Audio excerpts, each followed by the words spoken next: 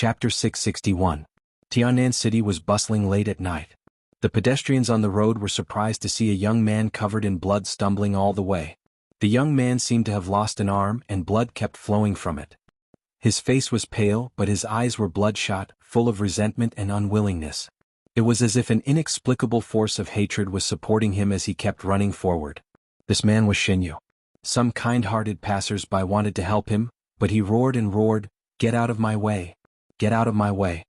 Seeing that Xinyu had taken their kindness for granted, the passers-by shook their heads and stopped moving forward, watching his figure slowly disappear into the shadows of the streets and alleys.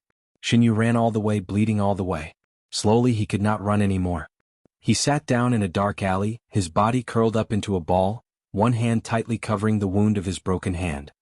His whole body was trembling, his teeth were clenched, and his eyes were shining with an extremely sinister light. He felt that the blood in his body was flowing little by little, his strength was slowly drying up, his life was slowly fading, and his body was getting colder and colder. All of this clearly showed him one fact: he was slowly dying. "I don't want to die, I don't want to die," Xinyu screamed, his face distorted like a hysterical madman, but soon he began to sob in pain. Although he cried loudly, the water in his body seemed to have turned into blood and flowed away, and not a single tear fell. Xinyu cried for a while, and the more he felt his consciousness become blurred. He looked around and saw that he was in a dark alley between two buildings. Outside the alley was a bustling market. People in bright clothes came and went in the market, and all kinds of good cars were shuttling back and forth on the road. Once upon a time he had looked down at these ordinary citizens as arrogantly as these people, but today he was curled up in this dark corner like a dead dog. Why is this happening? Xinyu's mind buzzed as he thought about this question. He couldn't help but think of the most regretful decision in his life. He really shouldn't have provoked Su-chan. Who would have known that she was a monster? Most importantly, he didn't get to eat fish. It would have been fine if he only got dirty, but he actually got himself into such a situation. Xinyu couldn't help but recall the scene when he had just entered the room. Su-chan was paralyzed on the bed and Gongzi and the other three were standing in the same place, panting. It's Yuyu's turn at that time. He was surprised and asked what had happened. Gongzi said that when they got Su-chan into the car, the girl suddenly struggled crazily, and the strength of her fists and feet was terrible. The four of them were almost broken by her fists and feet. In the end, if they hadn't used the electric baton to knock the girl out, he was afraid that they would have had a car accident. How ridiculous. An unconscious girl was able to torment them like this. How ridiculous. No, she's a monster. No wonder she's so powerful. Gongzi, you guys really deserve to die. If it weren't for your suggestion, how could I, Xinyu, have become like this? Xinyu couldn't help but cry again. He suddenly remembered the scene after that. At that time he was still laughing and asking them if they had sex with the girl on the way. Gongzi, the idiot, said with a flattering smile, "Of course not. Isn't she left for you to enjoy first, young Master Xin?" Just after this sentence, the nightmare began. Su-chan's body began to grow fiery red fox fur quickly, and she instantly turned into a fox spirit. It was ridiculous that Gongzi, who had spoken, had his head bitten off before he could react. Thinking of this, Xinyu couldn't help but shiver all over again. The memory of this night was too deep and terrible. All of this was so terrible that he didn't even dare to have the thought of revenge. He just wanted to hide far away and never see Su-chan, this terrible monster, again. Xinyu's hatred and anger were all unconsciously transferred to his father and mother. In his opinion, he did not have to be like this. It was all because his father and mother were not on his side that he had become like this. The more Xinyu thought about it, the more he felt that it was reasonable. The more he thought about it, the angrier he became. He gritted his teeth and couldn't help roaring, "Shenwankai Li Shaoxian, I won't let you go even if I become a ghost." Xinyu's roar echoed in the street and quickly attracted the attention of several people. A few gangsters shouted at him, "F***ck, what the hell are you shouting for?" Xinyu glared at them fiercely and wanted to do something, but there was a sharp pain coming from his broken arm. He immediately swallowed his anger. However, these gangsters refused to let him go. They walked slowly to Xinyu for a yellow-haired gangster whose head was dyed gold. Next to him stood a gangster with a mohawk. These people were none other than the gangsters who had tried to extort money from Li Jiandong's Desangxian store but had been severely beaten up by Li Jiandong. When the yellow-haired man saw Xinyu covered in blood, he frowned and shouted in a low voice, "F***ck, it's so unlucky. Let's go. This guy is bleeding. Who knows what he did?" But just as they were about to turn their heads, Mohican saw Shin Yu's leather shoes and exclaimed in a low voice, "Boss, it's Versace. It's an international famous brand." The yellow-haired man slapped him on the head and scolded, "What the F***, CK? Do you even know Versace?" Mohican looked aggrieved. "Yes, how can I not know? My aunt specializes in making these imitations. With my sharp eyes I can tell the real ones from the fake ones at a glance. This pair of Versace leather shoes is worth tens of thousands of yuan." The yellow-haired man's eyes suddenly lit up. Tens of thousands? He turned his head to look at Shin Yu as if he was looking at a golden man. He chuckled and waved his hand. "Brothers, take off his shoes for me." The gangsters around him immediately swarmed forward and took off Shin Yu's shoes without saying a word. Shin Yu panicked and shouted fiercely, "Do you know who I am? Stop or I'll kill you." The yellow-haired man and the gangsters looked at each other. The yellow-haired man had been in the underworld for a long time. At a glance, he could tell that Shin Yu was definitely a son of a rich family. He hesitated for a moment, smiled and asked doubtfully, "Who are you?" Shin Yu subconsciously wanted to say that he was Shin Wansai's son and the only child of the Shin family. But as soon as he opened his mouth, he suddenly remembered Shin Wansai's heartless words. "From now on, you are no longer a member of the Shin family." Shin Yu immediately swallowed his words and said fiercely, "It's none of your business who I am." The yellow-haired man immediately saw that Shin Yu was pretending to be fierce. A fierce light flashed in his eyes, and he slapped Shin Yu in the face and scolded angrily, "F***CK, how dare you put on airs in front of me? Brothers, strip him for me." The gangsters laughed and took off all the famous brands on Shin Yu's body, not even leaving a pair of underwear. Mohican held Shin Yu's underwear and said in surprise, "F***CK, this underwear is Armani. This pair of underwear costs more than 1,000 yuan. You are really a rich man." The yellow-haired man slapped Shin Yu again and scolded, "F***CK, I can only afford to wear underwear that costs 10 yuan. How dare you wear underwear that costs 1,000 yuan? F***CK, I hate rich people putting on airs the most. Even their underwear has to be put on airs." At this time, Shin Yu was so frightened that he shrank into a ball and shouted, "Help, help." The yellow-haired man immediately kicked him in the head and scolded, "F***CK, how dare you shout? I'll kill you if you shout again." Mohican smiled and shook the underwear in his hand saying, "Boss, today's harvest is not small. Just this outfit alone, even if it is sold as a second-hand item, it will be worth 5 figures. Another gangster pointed at Shin Yu worriedly and said, "Hey boss, he seems to be dying. Look at him, his blood is almost drained." The yellow-haired man looked over and saw that Shin Yu was frightened. After being tortured by them for a while, the blood from the wound was flowing more violently. He frowned. Mohican, who was beside him, came forward and whispered, "Boss, let's get out of here. It will be bad if the police see this. They will think that we cut him." The yellow-haired man glared at him and said, "Don't I know? Hurry up, go and find some waste paper." Although the gangsters didn't know what the yellow-haired man was going to do, they still quickly found a pile of waste newspapers. The yellow-haired man snorted and threw the waste newspapers in front of Shin Yu. Then he grabbed his broken arm and said with a grim smile, "You are lucky, boy. I'm very kind today. I don't want to see anyone die in my territory." After that, he lit the newspaper with a lighter and said to the gangster beside him, "Go and hold him down and cover his mouth." After covering Shin Yu, who was struggling wildly, the gangsters watched in horror as the flame in the yellow-haired man's hand approached Shin Yu's broken arm little by little. With a hiss sound, Shin Yu's broken arm was suddenly burned to a bloody mess, and a pungent smell of burning assaulted their nostrils. "Ah!" Shin Yu suddenly let out a heart-wrenching scream of pain, but his screams were all muffled by someone's chest. He struggled wildly for a while but soon exhausted all his strength. His vision went black and he fainted. After the yellow-haired man burned Shin Yu's broken arm and stopped bleeding, he laughed, threw the newspaper aside and winked at the gangsters. "Let's go." The gangsters were so scared by the scene that they almost vomited. They immediately stood up and ran away like wolves and rats. Only Mohican could hold on. He took tonight's spoils and was about to get into the shadows when he suddenly turned around and said to the yellow-haired man in a low voice, "Hey boss, do you think we should sell this guy to the beggar gang? We can still make a little money from the beggar gang." The yellow-haired man looked at Mohican in surprise. "Boy, you're good at business. Not bad, I'll send you to MBA for further study in the future."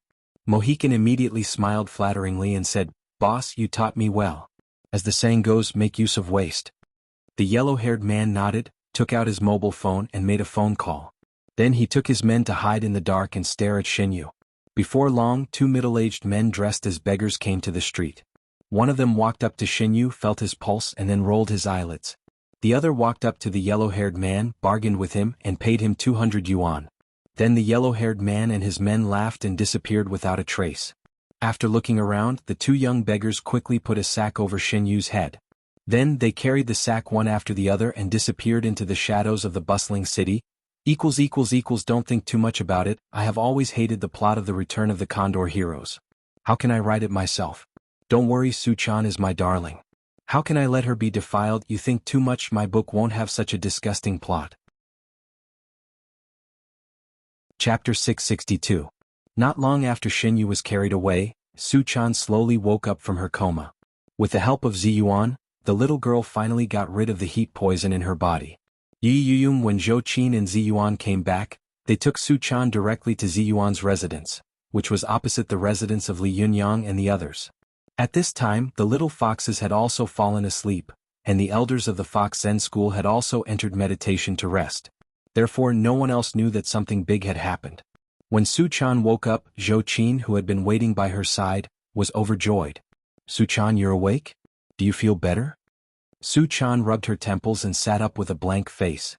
She looked at Zhou Qin blankly and then at Ziyuan, who was next to her. She asked curiously, Sister Ziyuan, Sister Zhou Qin, why are you here? Ziyuan and Zhou Qin looked at each other. Ziyuan said softly, Su-chan, don't you remember? Su-chan asked blankly, remember what? Zhou Qin said cautiously, Xinyu, that beast, wanted to do something to you. Don't you remember? Su-chan blinked her eyes and tried hard to think about it. Then she shook her head blankly and said, I don't remember. I just remember that I seemed to have eaten a midnight snack and then I was poisoned. Then I felt like someone was carrying me away. Then I struggled and I don't remember anything else. Zhou Qin looked at Ziyuan worriedly and whispered, could it be? Ziyuan shook her head. No, Su-chan is still a virgin. I can see that. Zhou Qin breathed a sigh of relief and patted her chest. That's good. Otherwise, I really don't know how to explain it to Master. She said angrily, no, I thought about it. I can't let Xinyu, that bastard, get away with it so easily. I'll go and make trouble for him again. After that, Zhou Qin's figure flashed and she rushed out. Ziyuan couldn't stop her even if she wanted to, so she could only shake her head. She turned around and asked Su-chan tentatively, Su-chan, do you know that you showed your real body in the downtown area? Su-chan was so scared that her body trembled. She was shocked and cried out involuntarily, ah? No way? Then. The little girl naturally knew how big of a disaster it was to show her true self in the downtown, and how much trouble it would cause for Li Yundong. She was so scared that she couldn't speak for a while. She grabbed Ziyuan's arm tremblingly and looked at her eagerly, her eyes filled with fear. Fortunately, Ziyuan smiled and said, don't worry, we all arrived in time. Nothing happened. Only then did Su-chan breathe a sigh of relief. She patted her chest and said with a look of fear and relief, thank God. Fortunately, I didn't cause trouble for Yundong. Ziyuan said, are you going to find him? You were talking about him of you when you were in a coma. Su-chan hurriedly shook her head and said, no, don't cause trouble for him. It's so embarrassing to have such a thing happen. Ziyuan chuckled, only to see Zhou Qin suddenly appear in the room again. Ziyuan asked curiously, why are you back again? Zhou Qin snorted angrily and said, this guy is lucky. He can't even be found. Ziyuan asked in confusion, how could he have disappeared? Xinyu shouldn't have been able to run far after losing his arm. Zhou Qin said, that's why I thought it was strange. I followed the bloodstains all the way from the Shin family, but I lost track of him when I reached a corner of an alley. Ziyuan thought for a while and said, forget it. Don't think about him. Maybe he is not fated to die. Zhou Qin gritted her teeth and said, if you don't get rid of the roots, it will grow again in the spring wind. Since the Shin family doesn't care about him anymore, I won't let him go if I meet him one day. Zhou Qin had been born in the officialdom since she was a child, so she naturally knew the truth of getting rid of evil. When she was in the Shin family she was too embarrassed to say this, but now she couldn't help it. Su-chan looked at Zhou Qin timidly and said in a low voice, Sister Zhou Qin, don't be angry. I'm not angry anymore. Zhou Qin glanced at Su-chan and shook her head. Su-chan, you are really a good person. Do you expect Xinyu to turn over a new leaf? Humph, I don't believe it. Don't worry about it. If I meet him one day I will definitely take care of him. Su Chan saw that Zhou Qin's words were resolute and murderous. She was very moved and responded softly, "Oh."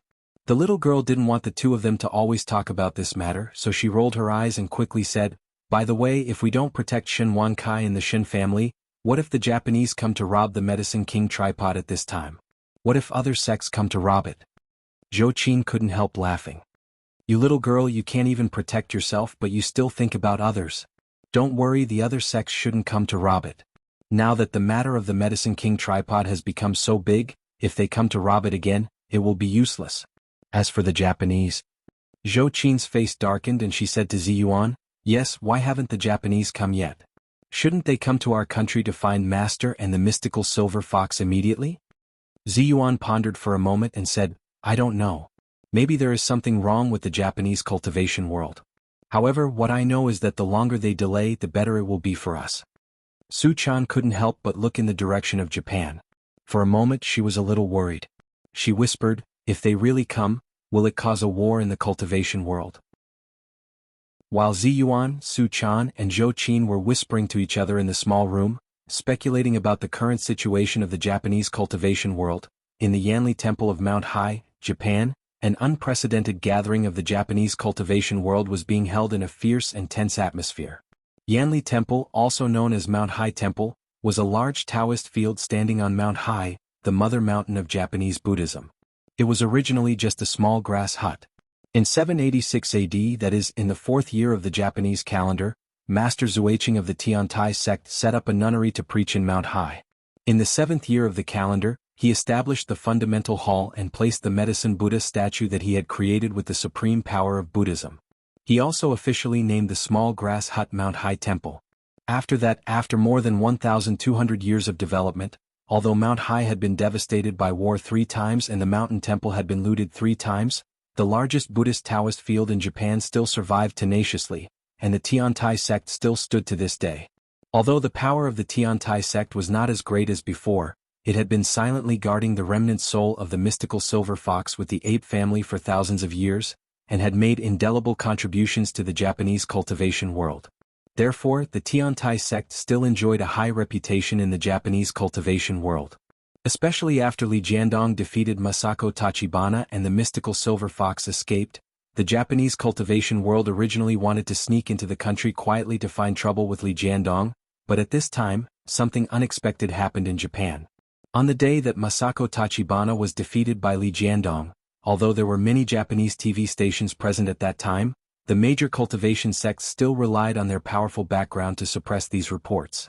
After all, there were some things that did not have the first video, and ordinary people did not see with their own eyes, so they would not believe it.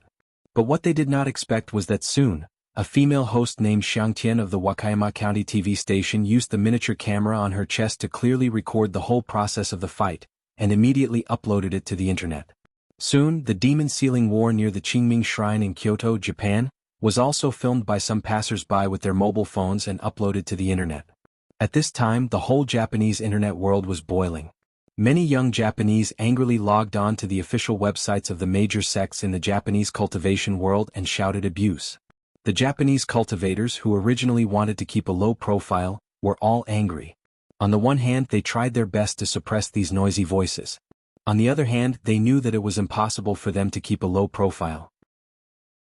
Since they could not keep a low profile, the Japanese cultivators began to discuss how to carry out a righteous crusade, but this discussion was terrible. Almost every sect wanted to stand at the peak of the Japanese cultivation world as the leader and lead this crusade. Although the Japanese cultivation world had reached a consensus in a short period of time, if they wanted to unify the Japanese cultivation world, they had to first conquer the mystical silver fox. If they wanted to conquer the mystical silver fox, they had to first defeat Li Jiandong. But soon the problem came again. Who will lead the team to challenge Li Jiandong? Although this question was raised by a very inconspicuous sect, it immediately asked the most itchy place in everyone's heart. The Japanese people's strict hierarchy and desire for righteousness were unimaginable to outsiders. Even if it was a matter like conquering Li Jiandong, they had to distinguish who was superior. For a time, the Japanese cultivation world was quarreling. Many cultivation sects scolded each other across the air. The disciples of each sect even began to fight in private. The Japanese cultivation world was in a mess. Under such circumstances, the abbot of the Yanli temple and the leader of the Tiantai sect, Imagawa Kagumo, took the initiative to hold the Japanese exorcism conference. Because Imagawa Kagumo's cultivation was extremely high and he was highly respected. In addition, the Tiantai sect had a long history and was famous, so all the major cultivation sects came to attend the conference. On this day, in the lecture hall of the Jiguan courtyard of the East Tower of the Yanli Temple, 318 cultivation sects and thousands of cultivation masters of the Japanese cultivation world gathered together. The cultivators of various sects sat in the lecture hall in different clothes, arguing loudly with flushed faces. B****, how dare a small Deshang sect be so presumptuous?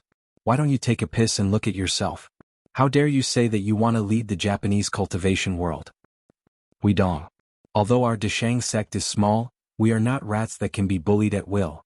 Although the mystical silver fox is powerful, our Deshang sect also dares to twist its whiskers. Well said, Shixiang Huidong. This is the real man of our Deshang sect. How dare you? Do you think this is an ordinary thing? Do you think this is like eating and drinking? This is related to the safety and survival of our Japanese cultivation world. Now that the whereabouts of the mystical silver fox are unknown, she may come back at any time and take revenge on our Japanese cultivation world. How can you still be in the mood to argue about these issues here? Similar quarrels could be heard everywhere in the lecture hall. More than 300 sects, more than 1,000 people were quarreling. Some banged on the table, some banged on the floor. It was really like a pot of boiling water, everywhere was tumbling. Imagawa Kagumo, the leader of the Tiantai sect, looked at the chaotic scene in front of him and couldn't help but sigh.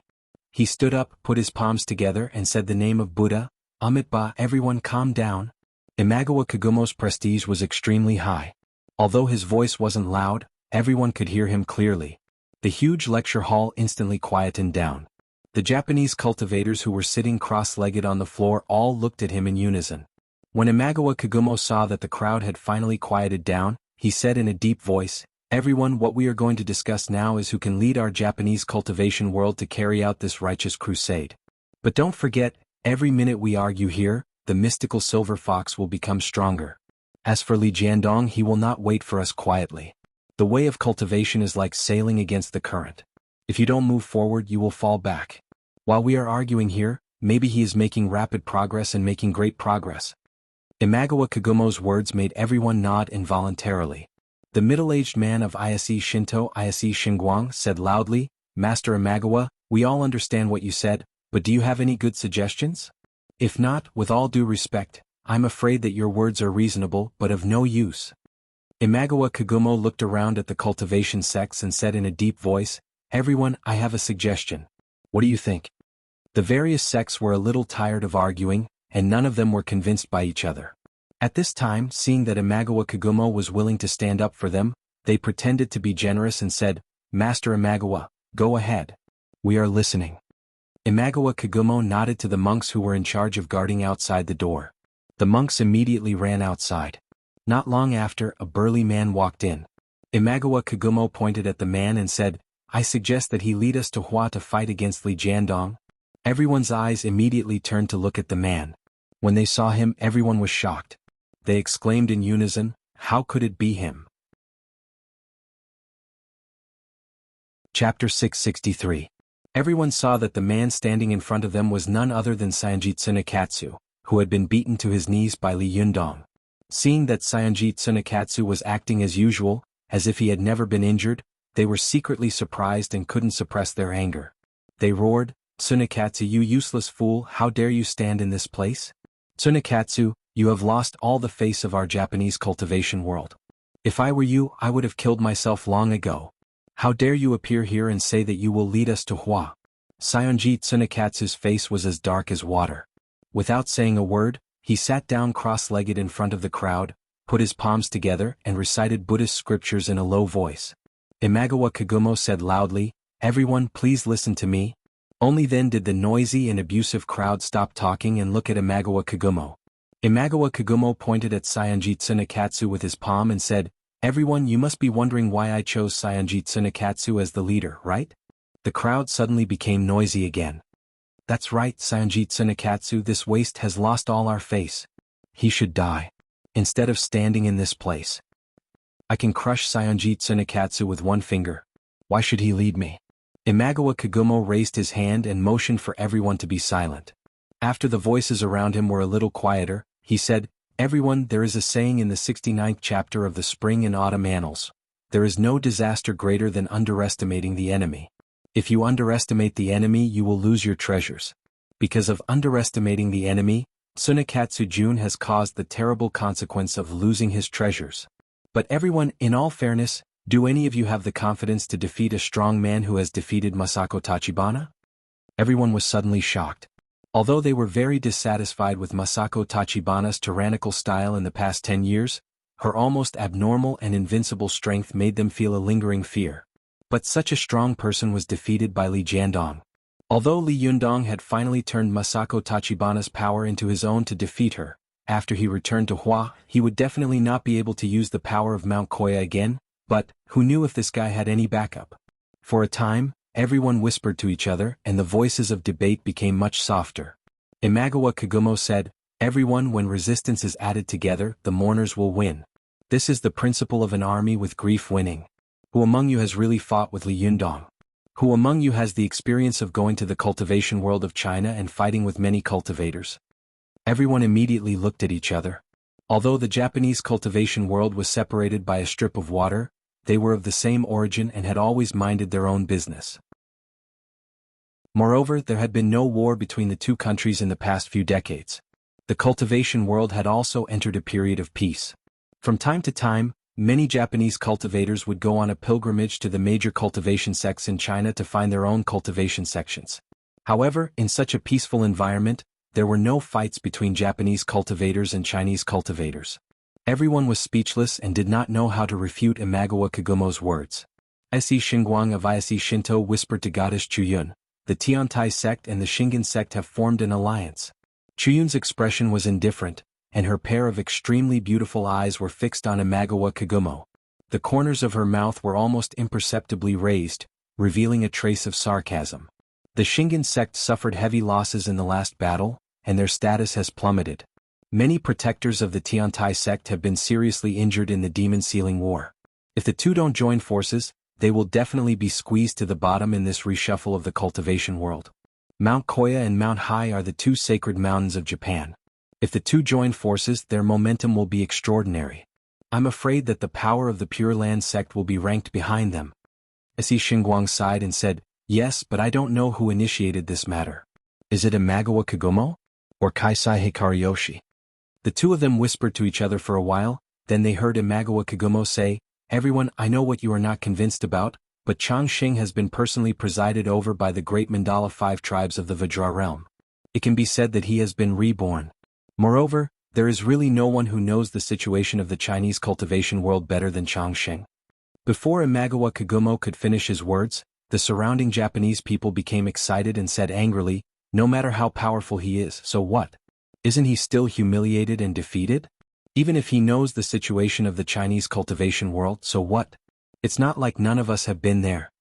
While everyone was cursing, Sanjit Tsunekatsu, who had been silent all this time, suddenly put his hands on his knees and shouted angrily, "Everyone, please listen to me."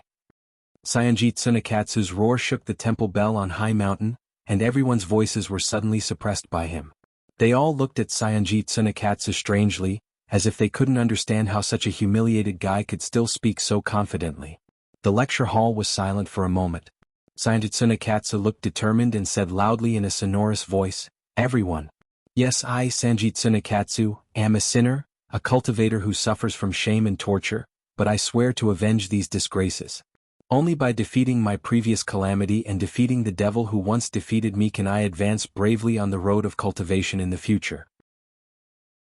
I know that although I have stood up again, I still need to face Li Jiandong and have a fair and square battle if I want to really stand up in spirit.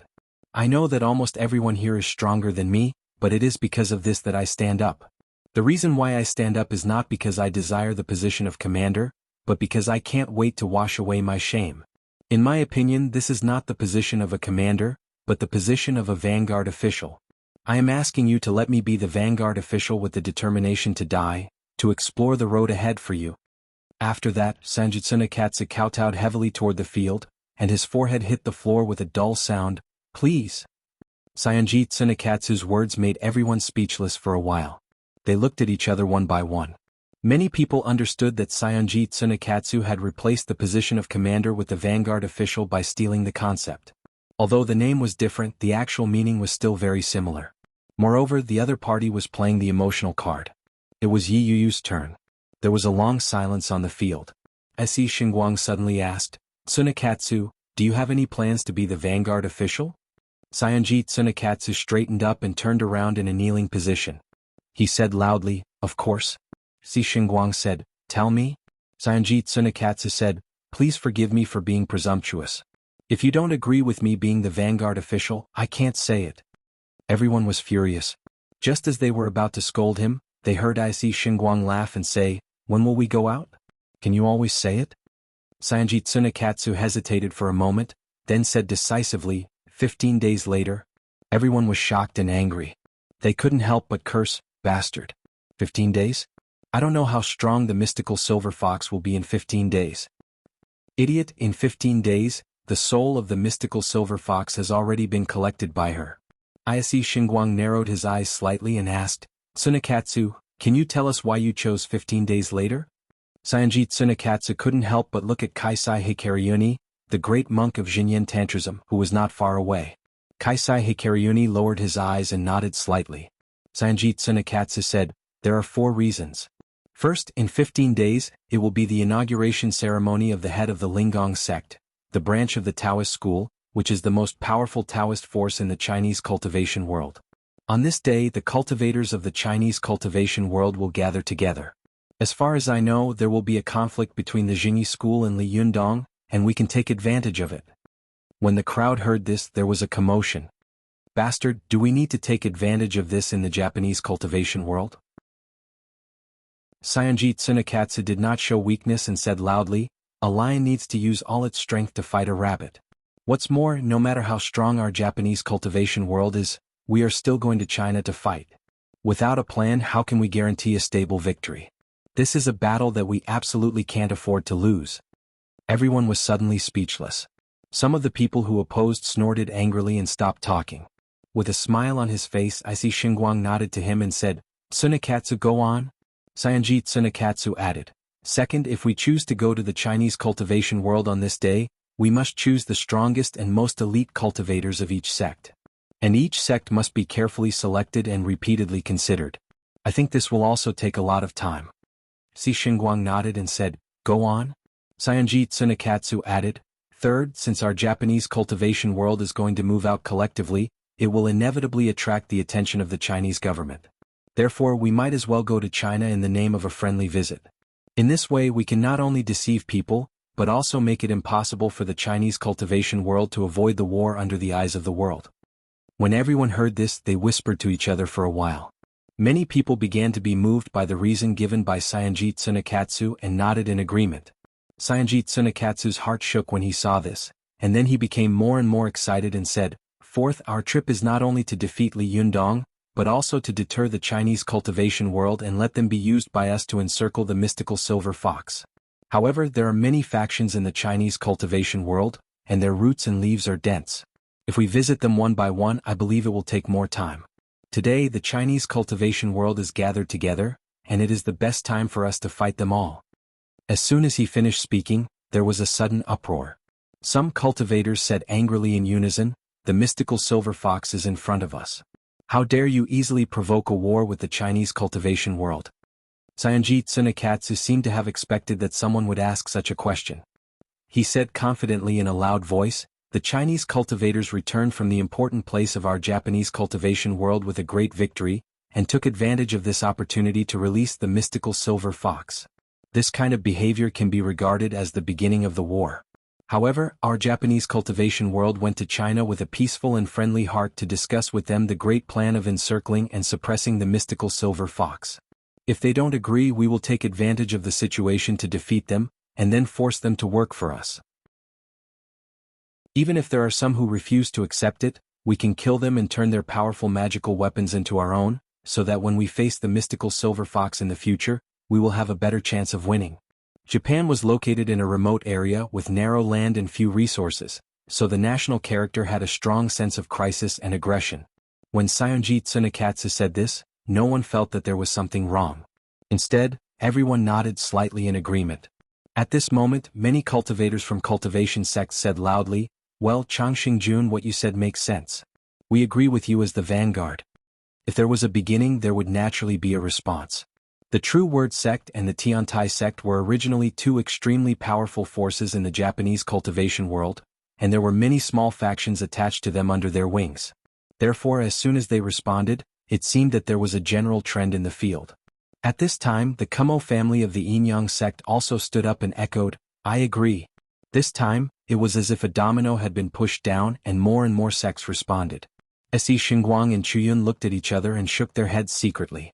Se Xingguang put his hands in his sleeves and said to Sayonji Tsunekatsu with a faint smile, "Changxingjun, I also agree. However, you must remember that you are just a vanguard." Sayonji Tsunekatsu was expressionless.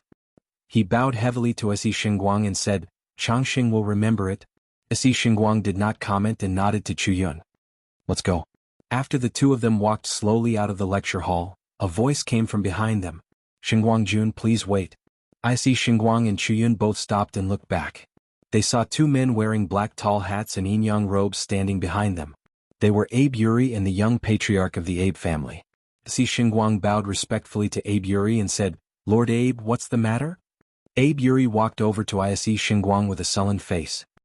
He first politely saluted Chuyun, and then asked in a deep voice, "Xingguang-jun, how can you agree with such a ridiculous thing?" Se Xingguang asked, "What's so ridiculous about it?" Abe Yuri said, "The Chinese cultivation world has a tradition and history of 5,000 years. Although it has declined in modern times, a centipede is still alive, and a thin camel is still bigger than a horse. In this battle, whoever dares to say that they will win is a madman. They're all crazy. Is it possible that a wise person like you, Xingguang-jun, will also be crazy with them?" Se Xingguang sighed softly, pointed to the clouds in the sky and said, "Lord Abe, look at the clouds in the sky. The reason why they are colorful and enviable is not because they are powerful, but because they know how to measure the situation according to the time. Wherever the wind blows, that's where they will float." This is the valuable experience that history has taught us for thousands of years. The Tiantai sect was powerful for a time, and there were thousands of martial monks under it. However, because they were too arrogant, they fought against Oda Nobunaga and finally suffered a disaster. As he spoke, he recited in a melodious voice, "Misfortune is a blessing in disguise and a blessing in disguise. If we lose this battle, it may not be a blessing. If we win this battle, it may not be a curse." Abe Yuri said anxiously, "But it is precisely because of this that we have to stop this stupid behavior." Se Xingguang sighed and said, "If the general trend shows that the world is crazy, then what we can do is not to stop this madness, but to dance with the madmen. Otherwise we will be abandoned to the corner of history, silent and then disappear. On this point, your Abe family should have a better understanding than us." Abe Yuri let out a long sigh and said helplessly, "Is there no other way?" Se Xingguang shook his head and said, "The general trend. There is no other way. Lord Abe, prepare for war. Since you have chosen to fight, try your best to win." Abe Yuri looked gloomy, sighed heavily and stopped talking. Sishenko looked at the white clouds and the blue sky leisurely, his eyes lost in thought. After a long time he suddenly smiled and said, "Lord Abe, what do you think? Li Yundong, who has been thrown into the teeth of the storm, is doing now?" Abe Yuri's face was sullen and he didn't speak. However, his son, who was not afraid of the tiger, said, "He must be hiding in fear." Xingguang laughed out loud. A man who dares to go to a one-on-one swordsman meeting would not do such a thing. As he said that, he turned his face and looked at Chuyun with a smile. "What do you think?" A slight smile appeared on the corner of Chuyun's mouth, and he said lightly, "I'm looking forward to fighting with him." Chapter 664. Just as the Japanese cultivation world was rubbing their hands and eyeing them covetously, YZ. Soon, of course, it was only a vacation for Li Yundong. Poor Chris had been betrayed by Li Yundong without saying a word, so she had no choice but to agree to try shooting a TV series. Although Chris had never learned acting, she had acted in musical and dance dramas at school and had some stage experience. Moreover, Westerners were far more open than Easterners. With the help of other actors, Chris quickly got into the state of acting. But for Chris, filming a TV series was a very difficult thing, especially when the situation in front of her was not what she had expected. She had come here to learn cultivation, so why did she step into the film industry in such a muddle-headed manner? Chris, who was filming, forgot her situation for a moment and couldn't help looking at Li Yundong, who was lying on his back on the beach and sunbathing. Her eyes were full of sadness and indignation. This bastard, he's free and easy, but I'm here suffering like this. Chris was so angry that her teeth itched.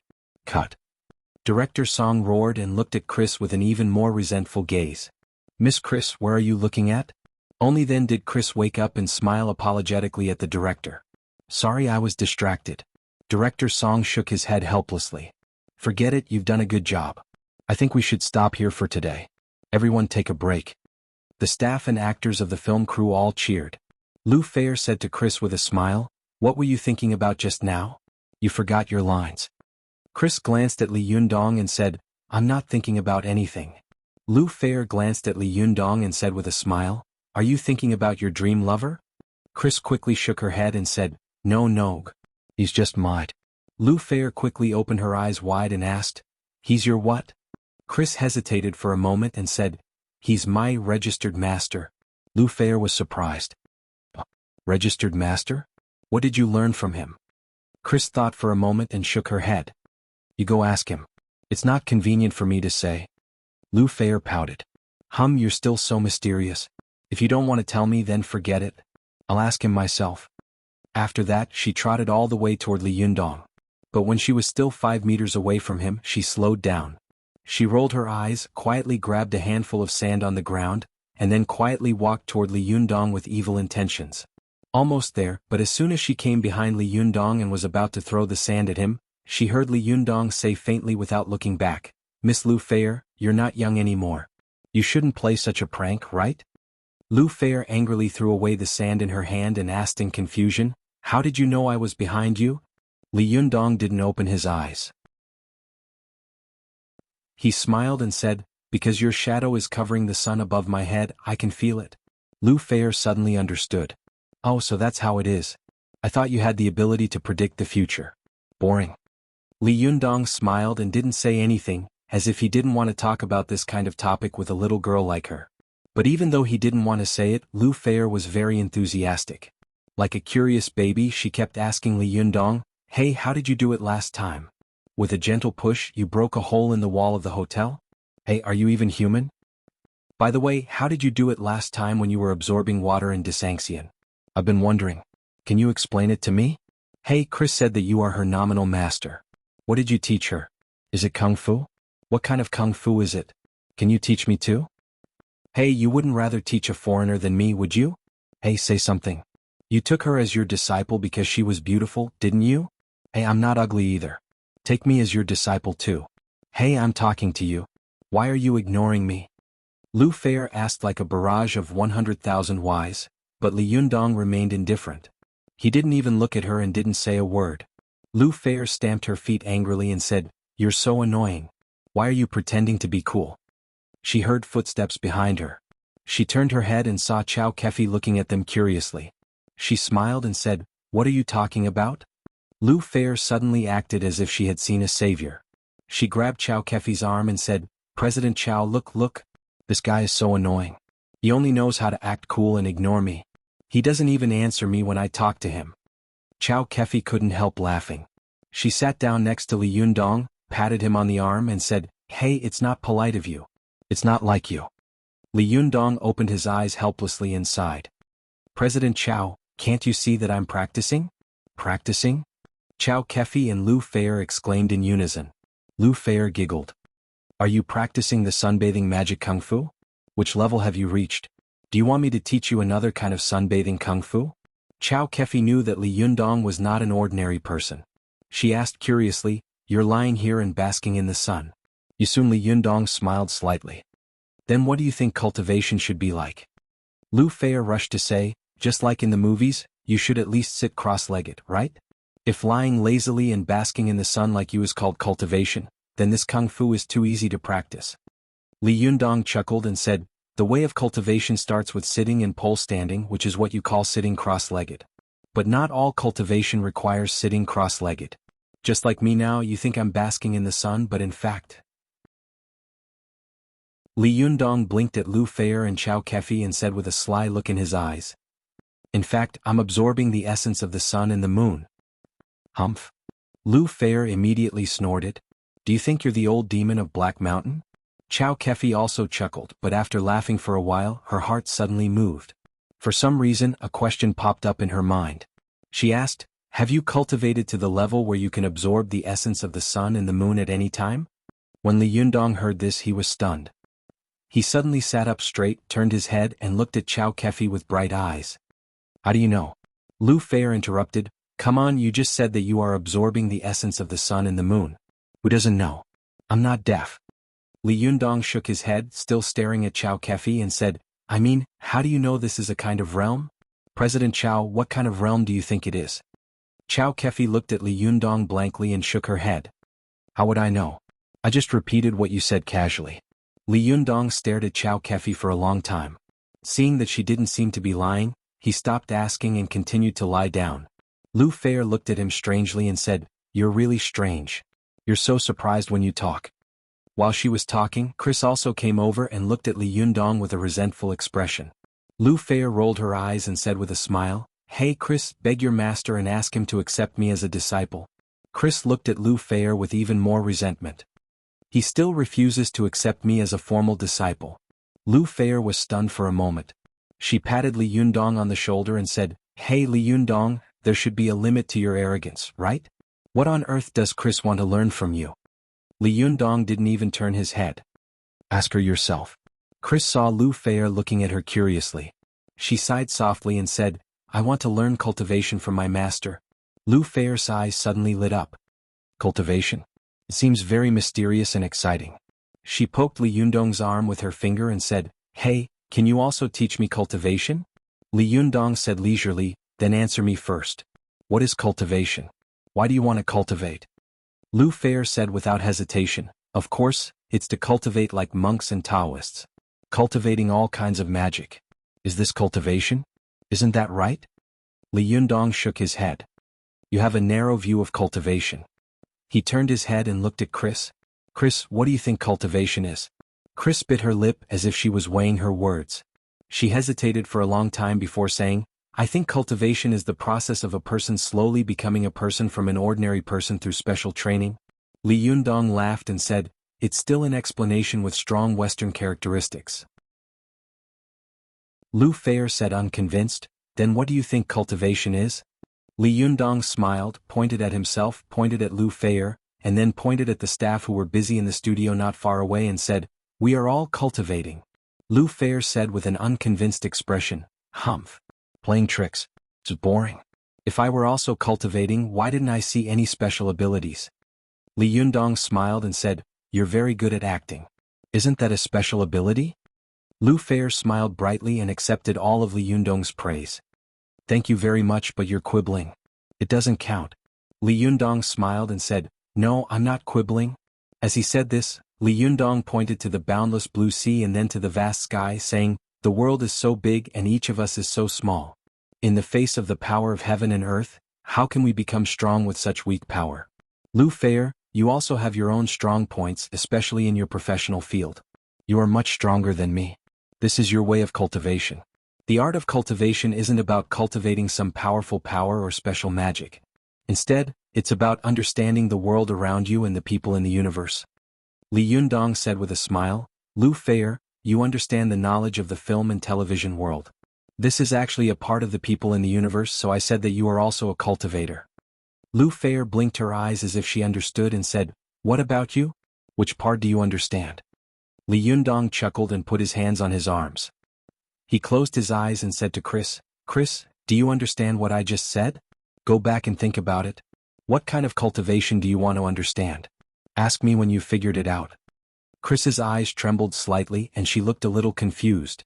However, Chao Kefi, who was beside her, had a serious expression on her face, as if she had understood something. Lu Feier was about to speak, but she suddenly saw that the people on the beach had begun to run to the shore. She looked at the beach curiously and was shocked. Oh, the tide is rising? What a big wave. Let's go, let's go. The wave is coming. Chow Kefi and Chris looked at each other and quickly got up to run to the shore. After Lu Fei ran 10 meters away, she looked back and saw that Li Yundong was still lying lazily on the beach. She couldn't help shouting, "Hey, the wave is coming. Do you want to be swept away?" However, Li Yundong didn't seem to hear her and remained motionless. Lu Fei still wanted to shout, but she saw the wave rushing over in the blink of an eye and swallowing Li Yundong's figure in an instant. When the wave receded, he had already disappeared. Lu Fei was shocked. Oh no, he was swept away by the wave. Does he know how to swim? Hey, is anyone going to save him? She was about to turn her head and call for help when she suddenly saw Li Yundong standing beside her and looking at her with a smile. Lu Fei was shocked and said with her mouth agape, "Why are you here? Weren't you swept away by the wave?" Li Yundong laughed and said, "The universe of heaven and earth is a small universe of the human body. All the 5 elements in the world are for me to use. How could I be swept away by the wave?" After that he turned around and left. Only Lu Fei, who was stunned, and Chris and Chow Kefi, who had already gotten used to it, were left behind. After the group returned to the hotel, Lu Fei tossed and turned in bed at night, thinking about what she had seen during the day. For a while she couldn't sleep. She tossed and turned for a while, and her heart couldn't help but feel very upset. She quietly got up, quietly opened Chow Kefi's room and took a look inside. She saw that Chow Kefi was looking at the bright full moon outside the French window with bright eyes, muttering something in a low voice. Although her voice was soft, Lu Fei still heard her clearly. Chow Kefi was talking about nothing else but what Li Yundong had said during the day. The universe of heaven and earth is a small universe of the human body. All the 5 elements in the world are for me to use.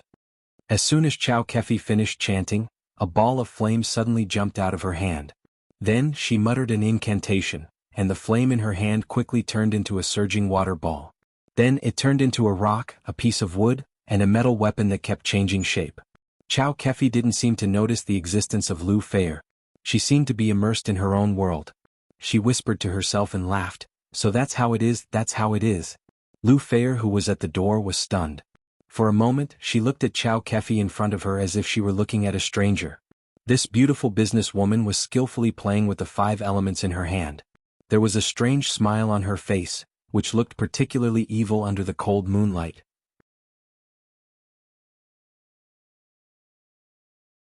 Chapter 665. Lu Fei stared blankly at the scene in front of her and didn't move for a long time. It was as if she couldn't believe her eyes. Her whole body seemed to be immobilized. Her eyes widened and she thought to herself, when did Sister Chow become an immortal? How could she know magic? Just as she was puzzled, she suddenly saw Chow Kefi looking at her. The sharpness of her eyes was like a sharp sword, cutting into Lu Fei's heart. She trembled all over and subconsciously wanted to turn around and run away. But as soon as she turned around, she heard Chow Kefi shouting behind her, "Hey Fei, what are you doing?" Lu Fei heard Chow Kefi's gentle voice and doubtful tone. She turned her face and looked at her in surprise, only to see that Chow Kefi was looking at her strangely, as if she didn't understand why she ran away as soon as she saw her. Lu Fei pointed at Chow Kefi and said, "Sister Chow, you looked so scary just now." Chow Kefi asked curiously, "What did I look like just now?" Lu Fei looked scared. "When you were playing magic just now, your smile was so scary." Chow Kefi was at a loss. "Was I playing magic just now?" "No. I was thinking about something else just now." Lu Fei's eyes widened. "I saw it with my own eyes. You can set fire to your hands and then turn them into water and earth." Chow Kefi couldn't help laughing. "You little girl, you didn't sleep well last night. Are your eyes dazzled?" Lu Fei said loudly, "Impossible, I saw it clearly just now." Chow Kefi laughed, walked up to Lu Fei, and waved her hands in front of her. "Don't be silly. If my hands can set fire, won't I become a monster? You must have been dazzled just now. You've been thinking too much about ghosts and gods recently, haven't you?" Lu Fei saw that Chow Kefi was speaking with certainty, and it didn't seem like she was lying. Moreover, she really didn't believe that Chow Kefi could suddenly use magic overnight. Lu Fei thought for a moment with a suspicious look on her face and said, "Maybe? Am I really dazzled?" Chow Kefi took Lu Fei's hand with a smile and said, Have you been so tired recently that your eyes are dazzled? How could you see such a thing? Come, sleep with me." Lu Fei was pulled to the spacious bed by Chow Kefi, and then she turned over and lay down. But after she lay down, she couldn't fall asleep. The image of Chow Kefi playing with the spell kept flashing in front of her eyes, but when she looked at Chow Kefi suspiciously, she saw that Chow Kefi had already fallen asleep. Her face was calm, and there was a slight smile on her lips, which was completely different from what she had seen before. Lu Feier was surprised for a moment and thought to herself, did I really see it wrong? Forget it, don't think about it anymore, sleep, sleep. But how could Lu Feier fall asleep? She kept thinking about this problem all night.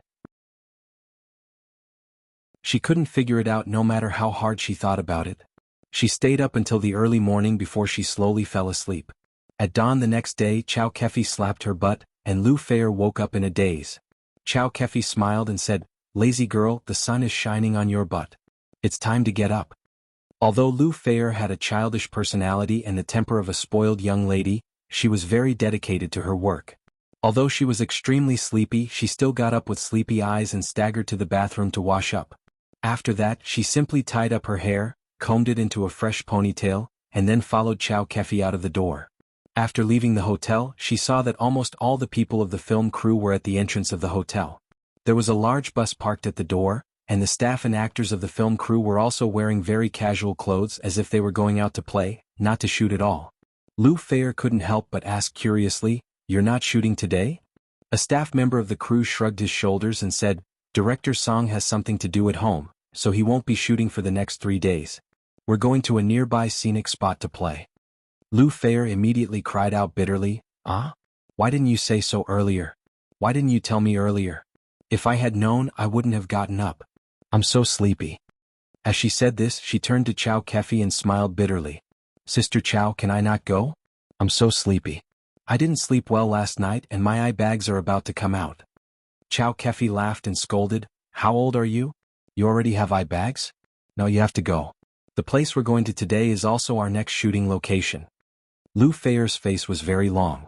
Just as she was about to act shamelessly, she saw Li Yundong standing not far away. Her heart's dream moved, and the sleepiness from before suddenly disappeared. She instantly jumped in front of Li Yundong, looked at him with a face full of hope and asked, Hey, Immortal Li, can you teach me magic? Li Yundong looked at her strangely. Big star, big beauty, why are you suddenly asking me this? Lu Feier had been a little familiar with Li Yundong these days. She casually grabbed Li Yundong's sleeve and said, Hey, just tell me if you can do it or not. Li Yundong pointed to Chris, who was staring at him from afar, and said with a smile, I haven't even taught her. How can I teach you? Lu Feier glanced at Chris and secretly stuck out her tongue. She smiled and said, Then can I ask you a few questions? Li Yundong smiled and was about to speak when he heard the bus honking. A staff member shouted, Hey, we're leaving. Everyone get ready to get on the bus. Chow Kefi waved at Lu Feier not far away. Hey Feier, are you coming? Lu Feier quickly pulled Li Yundong's arm and said, If he goes, I'll go. If he doesn't go, I won't go either. Chow Kefi quickly walked up to her and glared at her. Are you crazy? Are you trying to create a scandal? Look around. Someone is looking at you. Only then did Lu Feier come to her senses. She made a face at Chow Kefi and quickly let go of her hand. She took out a pair of big sunglasses from her pocket and put them on. Then she looked at Li Yundong and said, Hey, hurry up and say something. Li Yundong asked Chow Kefi, Where are you going? Chow Kefi said with a smile, We're going to Beefing in the nearby Anding County to pay our respects. Since we're in Haikou, we can't miss the nearby tourist attractions. Besides, we're going to shoot there in a few days, so we're going to do some scouting in advance. Li Yundong was stunned. Beefing? Is it the Beefing where Yuchan Palace, the ancestral court of Yuchan, one of the 5 ancestors of Jindan sect, is located? Chow Kefi and Lu Feier were both stunned. They looked at each other and Chow Kefi said with a smile, I don't know what Jindan sect or the 5 ancestors of Nanzong you're talking about. I only know that it's one of the famous tourist attractions in Hainan. Lu Feier said to Li Yundong excitedly, Hey, you said you're not a god. Hey, what's Jindan sect and the 5 ancestors of Nanzong? Li Yundong didn't answer her question. He just nodded to Chow Kefi with a smile and said, Okay, I'll go and have a look. After that, he followed the crowd into the car. Lu Feier was a little unhappy when she saw that Li Yundong was ignoring her. She stomped her feet angrily, but soon she grabbed Chris and asked, Hey Chris, tell me honestly, is your master a god or not? Chris didn't dare to talk too much. She quickly waved her hand and began to play Tai Chi. You can ask him. Don't ask me. I can't answer you. After that, she quickly got into the car. Lu Feier's face was long and she got into the car angrily. After she got in the car, she saw that no one dared to sit next to Li Yundong. She was suddenly happy. She quickly ran to Li Yundong's side, sat down angrily and said with a smile, "I'm here again." Li Yundong didn't know whether to laugh or cry. "Hey, if your fans see you like this, they'll kill me," Lu Feier said with a smile, "then answer me." Li Yundong was a little helpless because of her pestering, so he could only say, Okay, what do you want to know?" Lu Feier was overjoyed and quickly asked, "Are there gods in this world?" Li Yundong said without hesitation, "Yes." Lu Feier asked curiously, "Really? But why haven't we seen them before?" Li Yundong smiled and said, "Which modern people believe in gods? Since no one believes in them, why would they show up?" Lu Feier asked in confusion, "But so many people believe in Christianity, but no one has seen Christ Jesus appear." Li Yundong said with a smile, "How do you know? Besides, the beliefs of each sect are different. The belief of Buddhism is to be free and go to paradise. The belief of Christianity is to atone for sins and go to heaven. The belief of Taoism is to live forever and go to the 9 heavens immortal world. But no sect's doctrine is to cultivate in order to see the gods. So many people in the world want to see the gods and they will see them one by one." Lu Feier said angrily, "You're quibbling. No, show me some magic or I won't believe you." Li Yundong smiled and said, "If you don't believe me, then don't believe me. This kind of thing has always existed if you believe it, and it doesn't exist if you don't believe it." Lu Feier saw that her provocation didn't work, so she rolled her eyes and said, "Then tell me, can magic be mastered in a day?" Li Yundong laughed, pointed to himself and said, "Then if I say that I can become a movie king in one day, do you believe me?" Lu Feier said angrily, "Don't make trouble. I'm serious." Li Yundong also said seriously, "I'm also serious." Lu Feier asked tentatively, "So you mean, no?" Li Yundong couldn't help laughing. "If you don't accumulate steps, you can't reach 1,000 miles. If you don't accumulate small streams, you can't form a river or a sea. Can Rome be built in one day?" Lu Feier tilted her head and thought for a moment. She couldn't help glancing at Chow Kefi. She bit her lip gently and asked the question that had been bothering her the most. She asked, "Hey, can you explain what magic is?" Li Yundong looked at her strangely.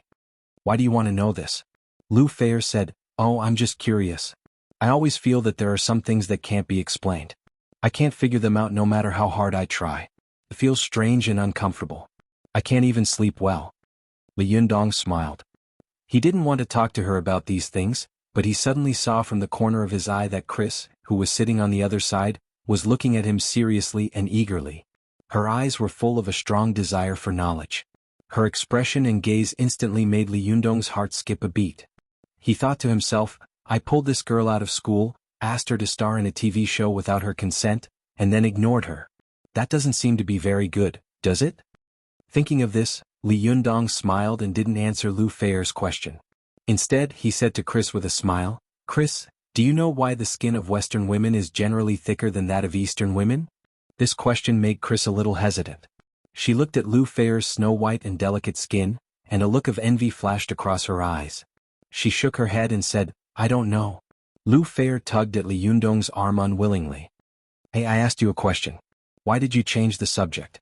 Li Yundong smiled and said, "I didn't change the subject. I was just answering your question." Lu Feier said unhappily, "Do you think I'm a fool? What does it have to do with magic cultivation whether the pores of Western women or Eastern women are thicker or thinner?" Li Yundong laughed and said, "Of course it has a lot to do with it." Li Yundong's words not only made Chris and Lu Feier widen their eyes, but also the other people in the car looked at Li Yundong. They thought to themselves, the size of a person's pores has anything to do with magic cultivation? Isn't this person too good at talking nonsense? Some male actors who couldn't stand Li Yundong's good luck with women looked at Li Yundong with a faint smile and thought to themselves, "Bluff, let's see how you bluff."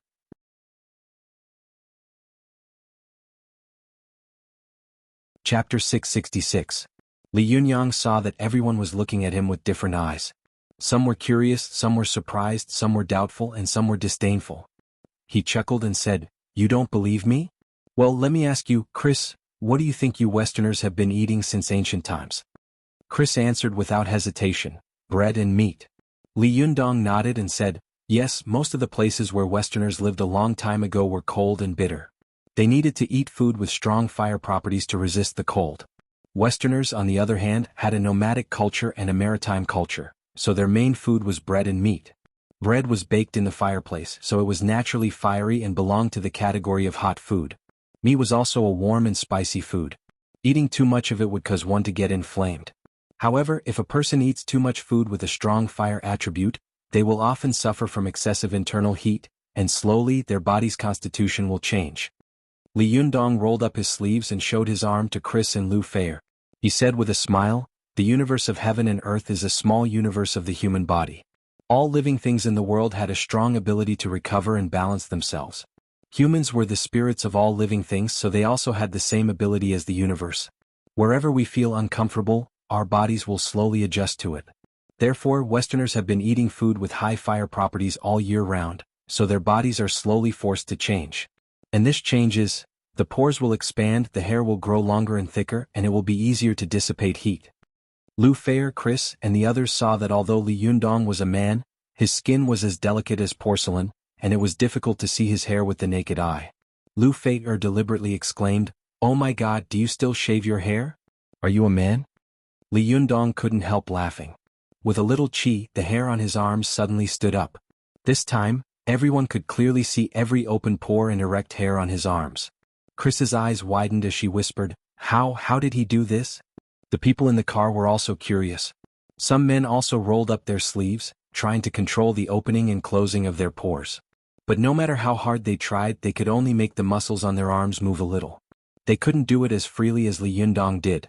Lu Feier was curious and quickly asked, "What's the matter with you? Why are your hairs standing on end at will?" Li Yundong smiled and said, "Didn't you just ask me?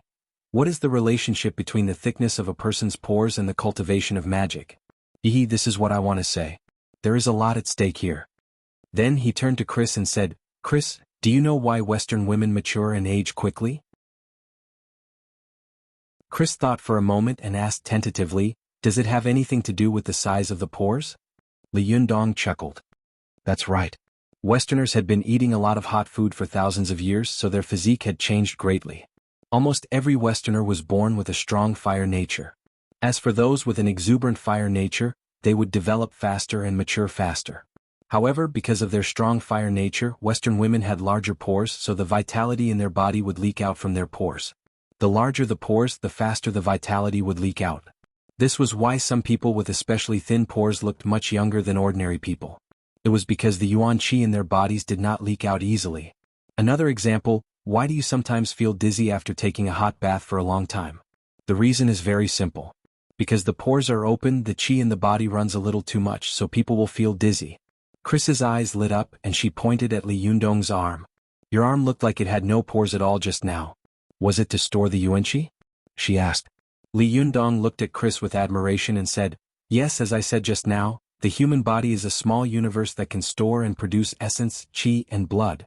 And this essence, qi, and blood will be constantly consumed by our daily activities, so our traditional Chinese medicine advocates people to cultivate their character." What is cultivation? To repair the body's flaws and store one's own qi.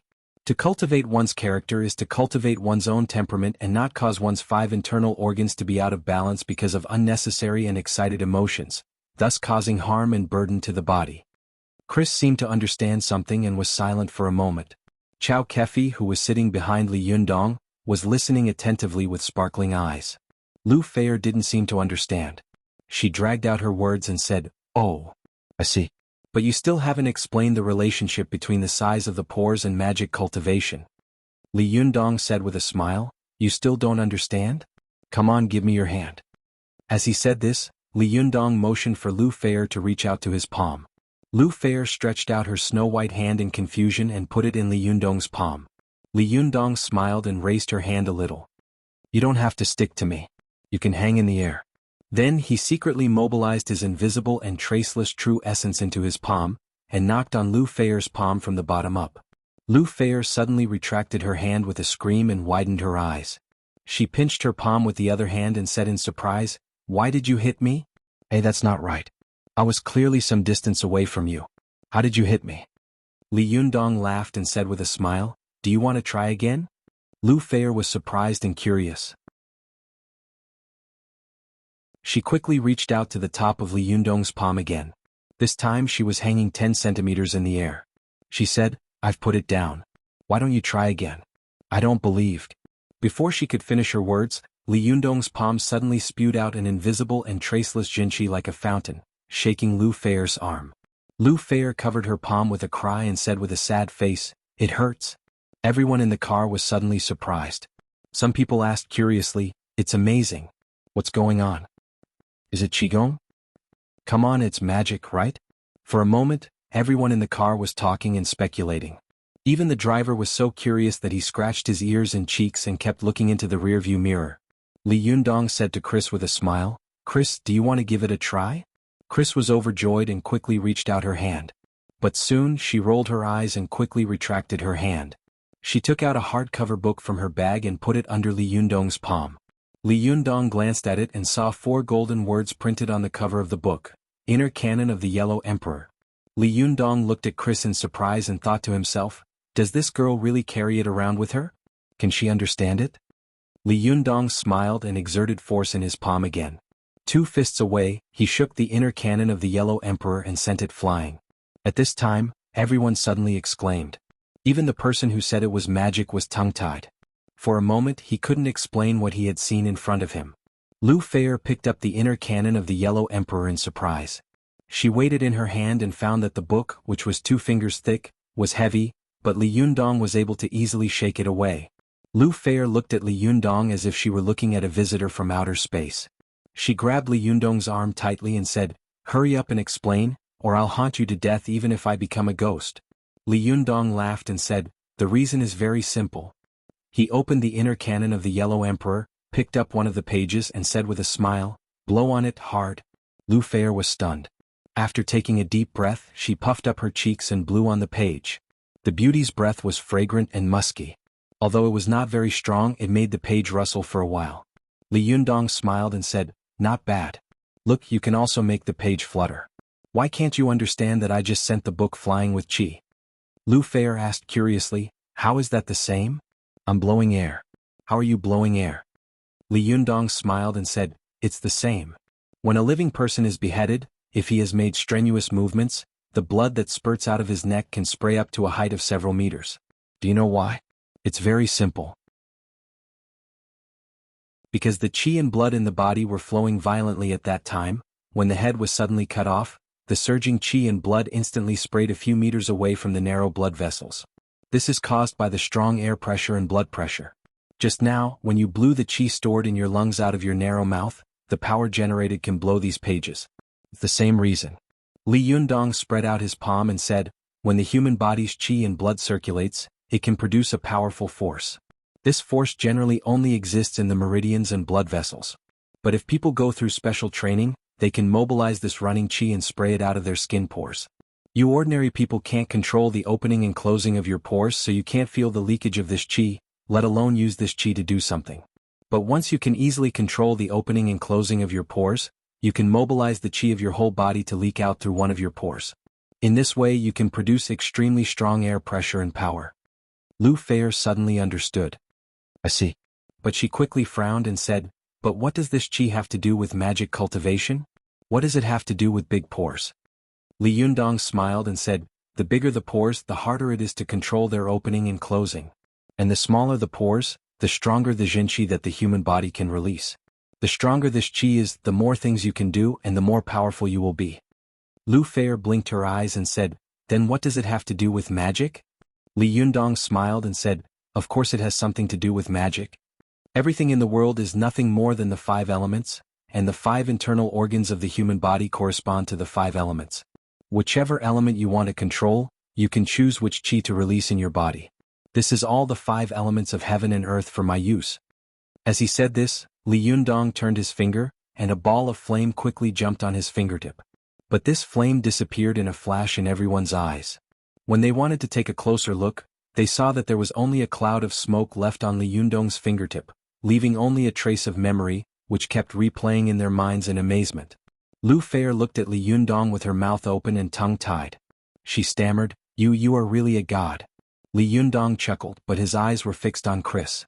He knew that no one else in the car could understand the true meaning of his words. He had said them only for Chris.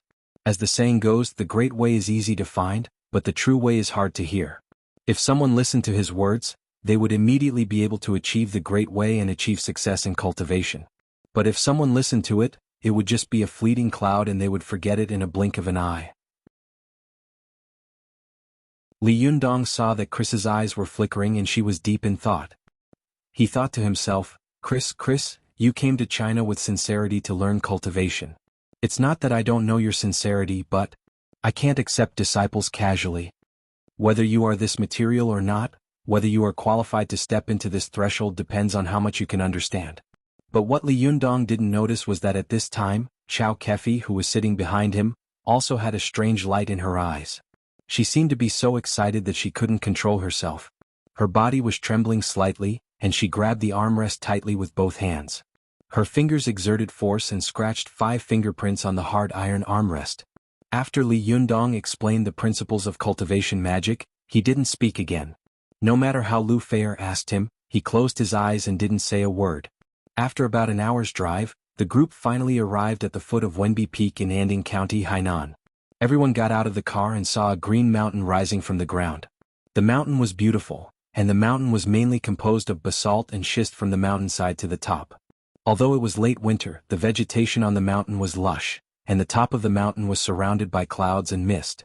After Chao Kefi got out of the car, she returned to normal.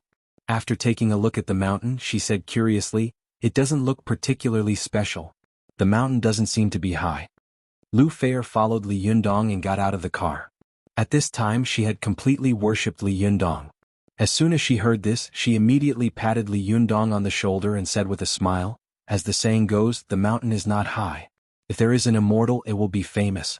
With the powerful immortal Li here, it's hard for this place not to be famous." Lu Feier's words were unintentional, but 2 young men in Taoist robes passed by. When the 2 men heard this, they immediately became suspicious. They frowned, turned their heads and shouted angrily, "Who are you? How dare you call yourself an immortal here?"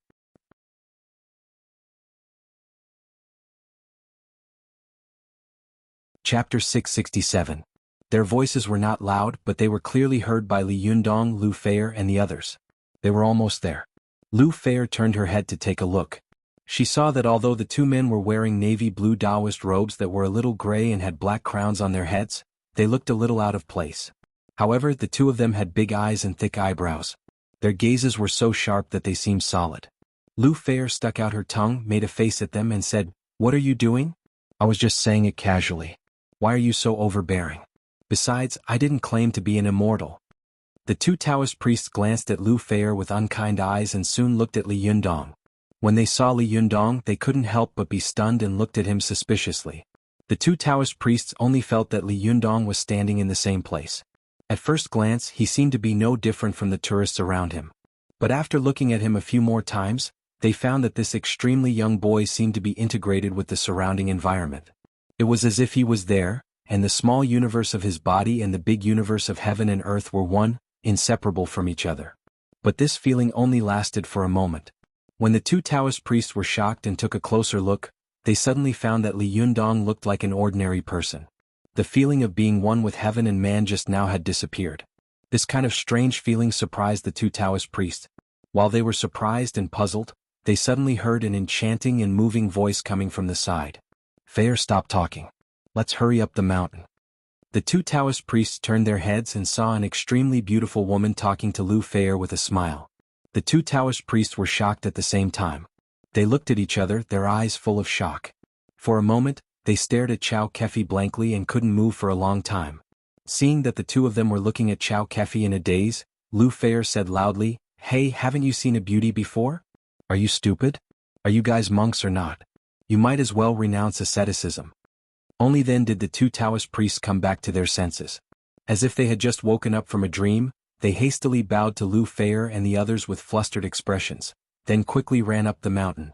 Lu Feier looked at the backs of the 2 of them, curled her lips and sneered, "They are Taoist priests, but they can't walk when they see a beauty." Chao Kefi pretended to be angry and glared at her. "Don't talk nonsense. Be careful of your words. Do you think no one will recognize you if you wear sunglasses?" Lu Feier giggled. "Don't be afraid. With Immortal Li here, everything will be fine." Li Yundong smiled noncommittally and said, let's go up the mountain. I'll be there soon. After that, they slowly climbed up the mountain. On the other hand, the two Taoist priests who had left earlier dashed all the way to the top of the mountain. The two of them ran all the way from the foot of the mountain to the top, passing through the Luck Hall, the Jade Toad Pavilion, the Yuanshan Hall, and other places. Finally, they arrived at the Tianshu Pavilion of the Seven Stars Pavilion. Finally, they found an old man in a white robe, a small black hat, and a white beard. The old man was standing on a rock and slowly waving his sword. Judging from his posture and movements, it was a move of the Taiji sword. When the two Taoist priests saw the old man, they hurriedly shouted, "Master, Master." The old man didn't look back and continued waving his sword slowly. His movements were heavy and slow, as if he was not holding a sword, but a huge rock that weighed thousands of pounds. The old man said in a long voice, "What's the matter? Look at how anxious you are. What did I teach you?" The two Taoist priests looked at each other and said in unison, "A monster has come down the mountain."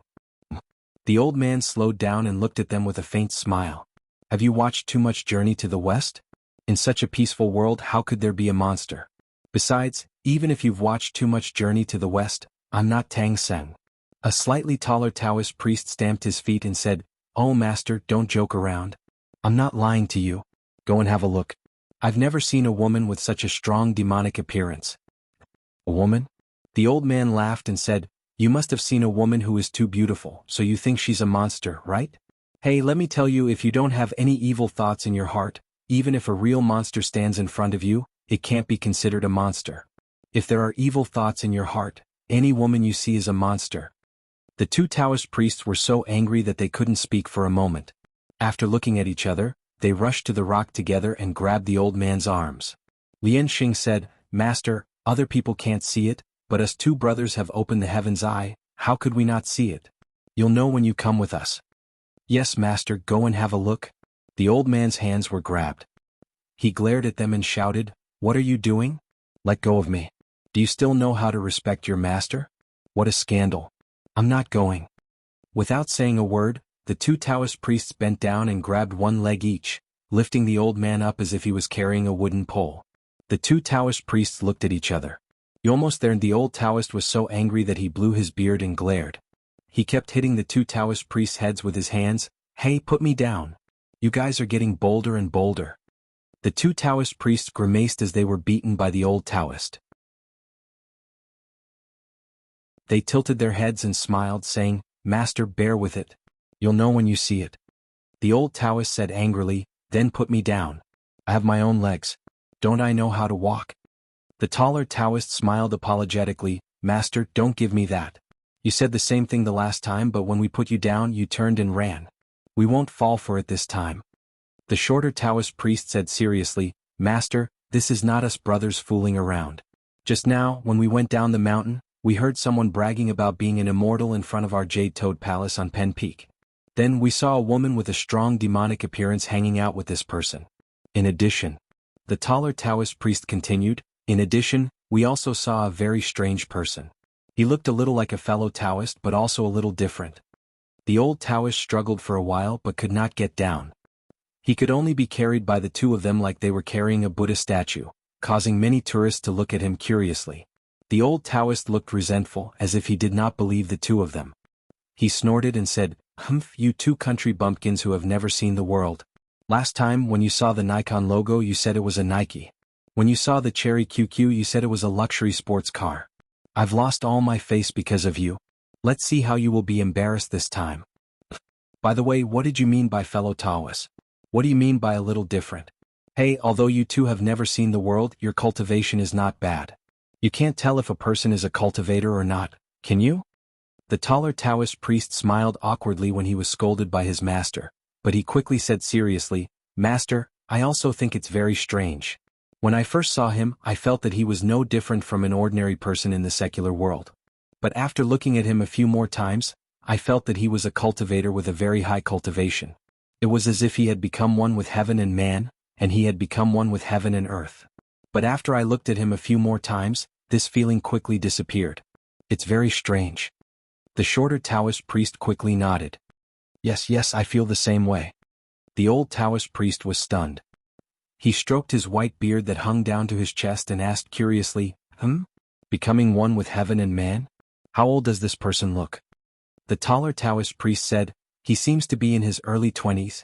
The shorter Taoist priest also said, about the same.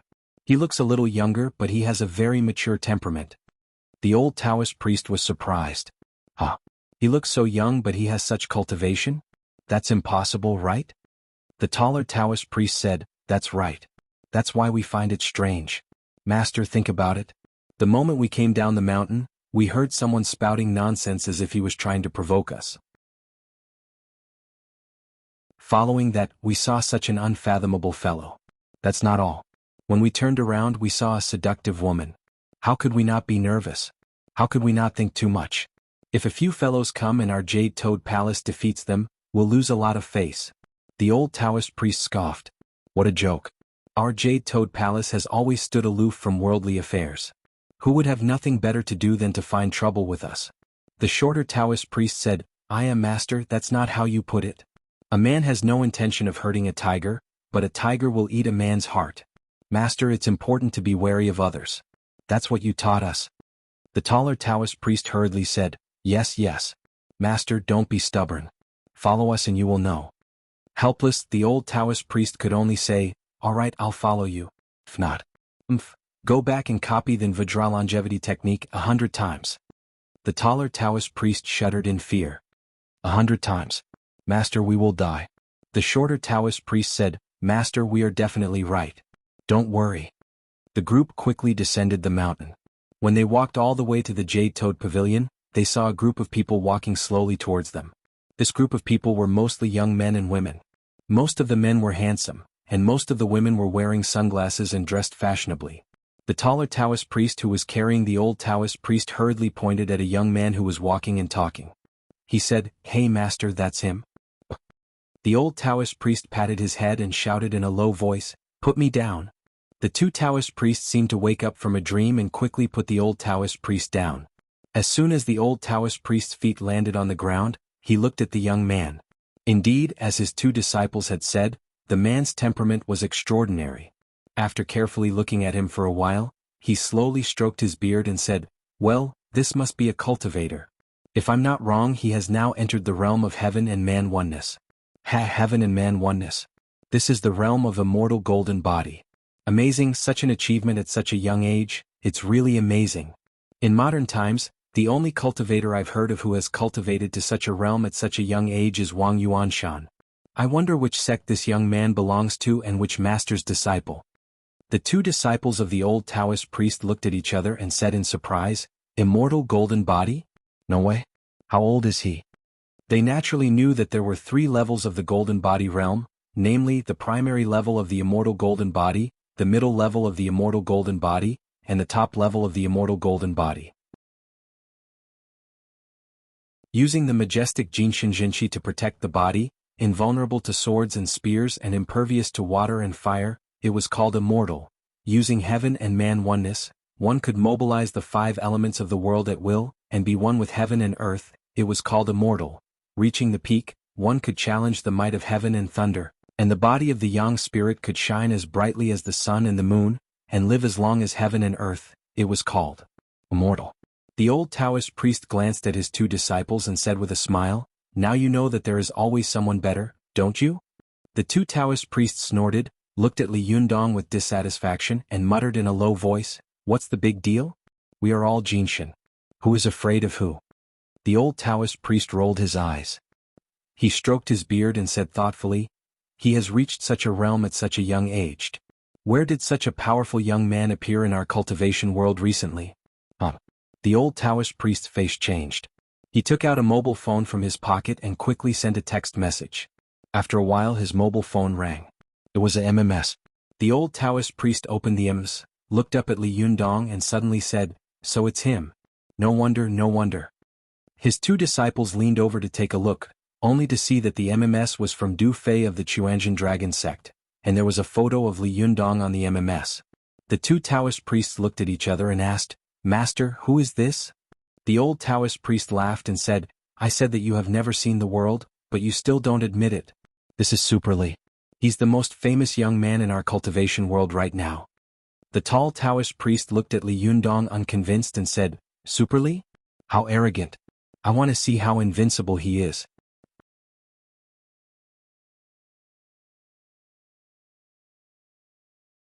Chapter 668. When the old Taoist heard his disciple's words, he immediately glared at him and shouted, "What do you want? What did I teach you? Did you learn some skills just to use them to fight with others?" The tall Taoist priest shrunk his head after being reprimanded by the Taoist priest.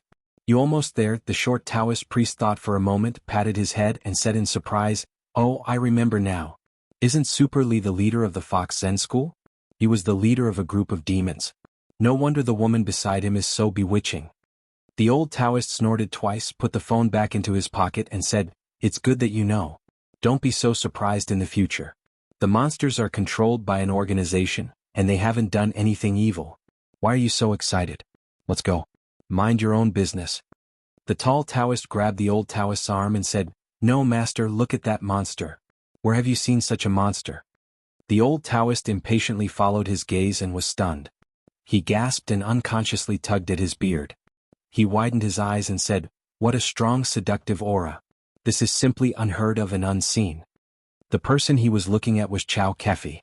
Her eyebrows were like an ink painting, and her lips were like vermilion. She was like a calamity who had walked out of a painting. Her every move revealed a strange seductive charm. Wherever this extremely beautiful woman went, she would attract attention. Women who saw her would be extremely jealous, and men who saw her almost couldn't walk. The old Taoist clicked his tongue in wonder and said, "Strange, strange." It had such a heavy demonic appearance, yet there was not the slightest bit of demonic aura. How strange. I've lived for 99 years, and this is the first time I've seen such a physiognomy.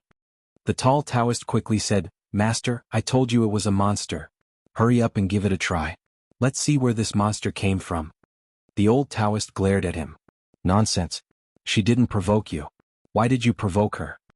After saying that, he turned around and was about to leave. The short Taoist priest hurriedly advised, "Master, they don't come with good intentions.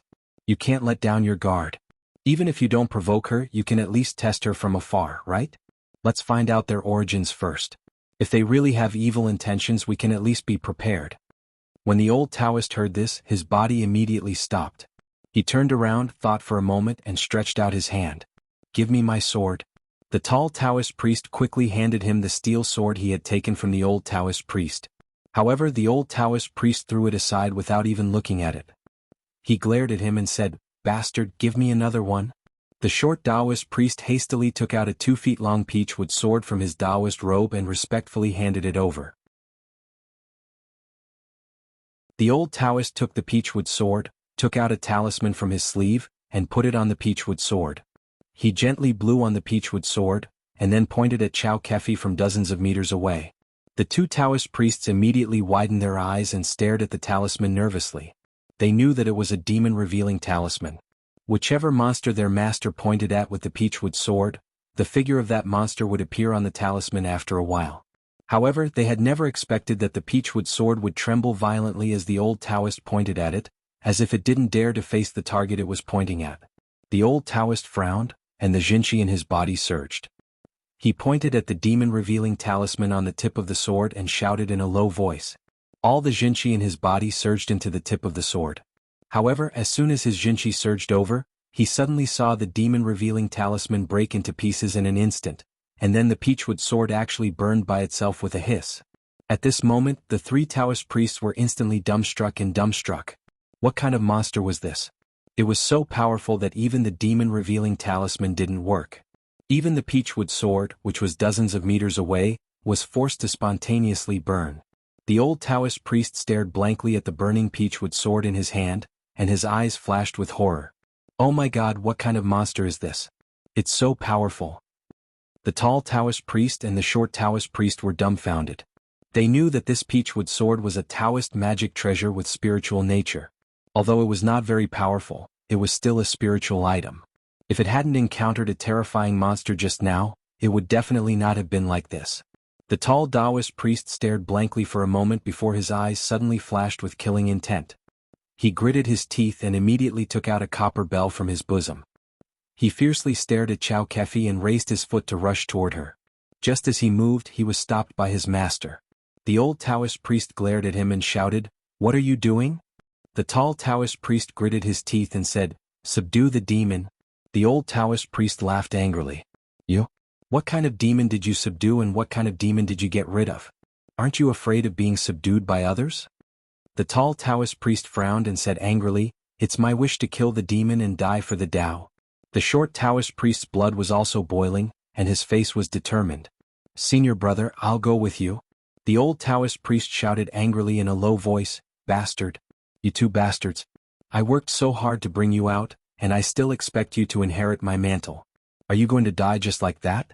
Besides, how do you know that the other party must be a demon? If the other party is really a demon, why is there no demonic aura on her? How do you explain this?" The tall Taoist priest said anxiously, "But master, didn't you see that the demon-revealing talisman and the peachwood sword cracked and burned when they were pointed at the demon? This is not a demon, what is it? How do you explain this?" The old Taoist priest's face darkened and he said in a low voice, "Even if it's a demon, it's a rare demon for thousands of years." As he said this, he looked at Chow Kefi from afar and said in a deep voice, "As far as I can see, this person has no demonic aura at all, but her demonic aura is exposed. Moreover, when the peachwood sword with pure yang power is pointed at her, it can spontaneously burn. This shows that the supreme Yin demon aura in this person's body is incredibly powerful, but there is no leakage of her demon aura. This means that either she has cultivated to the peak state and returned to nature, or her demon aura and spiritual power are hidden deep in her body and her soul consciousness has not been awakened. Otherwise there will be more or less leakage of demon aura." The short Taoist priest said, "Master, are we just going to watch here?" The old Taoist priest pondered for a while and said, "Don't worry. I'll go and meet this Li Yundong." The tall Taoist priest said in surprise, "Master, why are you going to find this guy? This guy is in cahoots with the demon and is willing to degenerate himself. Wouldn't it be a disgrace to go to such a person?" The old Taoist priest glared at him and said, Is face so important? Besides, I've heard Shiji Du Fei talk about this guy. Du Fei speaks highly of him. He is a gentleman and doesn't seem to be an evil person." The tall Taoist priest snorted bitterly and said, "You may know a person's face but not his heart. Who knows? You two wait for me here. Don't move without my orders." The old Taoist priest ignored him, turned around and walked toward Li Yundong after saying these words. The tall Taoist priest snorted and turned his face to one side. The short Taoist priest quickly took a step forward and said with concern, "Master, be careful." The old Taoist priest waved his hand and left without looking back. Li Yundong and the others were leisurely watching the surrounding scenery in the Jade Toad Pavilion of Pen Peak. Along the way, Lu Feier kept pestering him with questions. Every time they passed a scenic spot, Li Yundong would introduce the historical stories of these scenic spots. Coincidentally, if Li Yundong had gone to other scenic spots, he might not have known these historical stories. However, Pen Peak was a famous Taoist mountain. He had read many cultivation books in the spirit space, so he knew these things like the back of his hand. The group of people walked under the octagonal building with flying eaves and arches while listening to Li Yundong speak with fervor and assurance. The Jade Toad Pavilion you see now is dedicated to a great figure in the history of our Chinese cultivation world. This person is called Bai Yuchan, formerly known as Guchanging. He was one of the 5 ancestors of the South sect of Jindan sect during the Southern Song dynasty. He was also the official founder of the South sect of Jindan sect. And the Jindan sect played an important role in the history of our Chinese Taoism. Lu Feier was curious and couldn't help but ask, "Is this Bai Yuchan powerful? Are you more powerful or is he more powerful?" Li Yundong laughed involuntarily. Bai Yuchan was a grandmaster who founded the Jindan sect's South sect. Hainan was originally a barren land for Taoism, but he preached the Tao and eventually spread Taoism here. How can I compare to such a grandmaster? Lu Feier rolled her eyes and asked, "Then who is in charge here now? Is it also the successor of this Jindan sect?" Li Yundong shook his head. "I'm not sure about that. Maybe Ziyuan knows more. She might know." Lu Feier was about to speak again, but she saw an old man in a Taoist robe walking over. The old man looked at her with a smile and said, "Miss, can you step aside?" Lu Feier was a little puzzled, so she stepped aside. The old Taoist walked up to Li Yundong, made a Taoist salute with one hand and said, "Jinren Li." Li Yundong saw that although the old Taoist's beard was white, his eyes were bright and his voice was loud. Although he was relatively thin, the muscles that were exposed outside his clothes were strong and hard. What surprised Li Yundong was that the old Taoist in front of him was obviously a cultivator, but he couldn't tell what realm he was at all. Has this old Taoist returned to his original state? Li Yundong guessed in surprise. In his opinion, the old Taoist cultivation was at least at the level of immortal Jinshin. Only those who had reached this level could truly return to their original state, and they might even be masters of thunder retribution. Li Yundong didn't dare to be negligent. He respectfully returned the salute and said with a smile, "I don't dare. I haven't asked your name yet." The old Taoist smiled slightly, pointed to a remote corner not far away and said, "Can I have a word with you?" Li Yundong smiled and said, "Okay." After that he turned around and said to Chris, Lu Feier, Chao Kefi and the others, "Wait for me here. I'll be back later." Seeing Li Yundong leave with the old Taoist, Lu Feier stretched her neck and looked for a while. Suddenly she turned her head and said excitedly to Chao Kefi, "Hey Sister Chao, are there really such cultivation sects? It's so interesting." But as she spoke, she saw that Chao Kefi's expression was a little unnatural. She looked at the old Taoist with a hint of vigilance in her eyes. Lu Feier was stunned. "Sister Chao, what's wrong with you? Do you know this Taoist?" Chao Kefi suddenly came to her senses. She smiled and said, "I don't know him. I'm just a little uncomfortable." Lu Feier didn't doubt her. "Oh," she said, still looking at Li Yundong not far away with interest. After Li Yundong followed the old Taoist to a corner, he saw the old Taoist stop and look at Li Yundong with a smile. He said, "I am the 21st generation successor of the Chuanjin Dragon sect, Zhang Zhishuan, the abbot of the Yuchan Palace. Zhenren Li, may you live a long life." Li Yundong immediately laughed. "So it's a senior of the Chuanjin Dragon sect. May I know how to address you in Du Fei?" Zhang Zhishuan smiled slightly. "That's my little Shirji." Li Yundong suddenly understood and saluted. "Sorry for not recognizing you. What can I do for you, senior?" The smile on Zhang Zhishuan's face suddenly disappeared. His face was serious and his words were shocking. He said, "Zhenren Li, with all due respect, don't you know that you are in danger and that a catastrophe is imminent?" A few words of nonsense. Some people say, "Why are there so many Jinshin masters? How many of them can pop up everywhere? Come on, it's so fresh. There are tens of millions of believers in Huaxin sect, and there are hundreds of thousands of cultivators who practice hard. Is it difficult to have dozens of Jinshin masters among so many people? Are you kidding me? Besides, some people say that in the later stages of the book, there are more and more Jinshin masters like cabbages. Classmate, when you were poor, did you hang out with those who were as poor as you all day long? When you were rich, did the people around you slowly start to change? Did you become rich and have more friends? When you became a millionaire, did you find that there were so many multimillionaires? When you became a millionaire, did you find that there were so many billionaires? When you reach the level of a billionaire, you will realize that there are actually so many billionaires in this world. This principle is the same as cultivation. The higher your level, the higher the realm and the higher the level of people you meet. Yes, I know that most people can't come into contact with this level, but please, can't you just watch it quietly?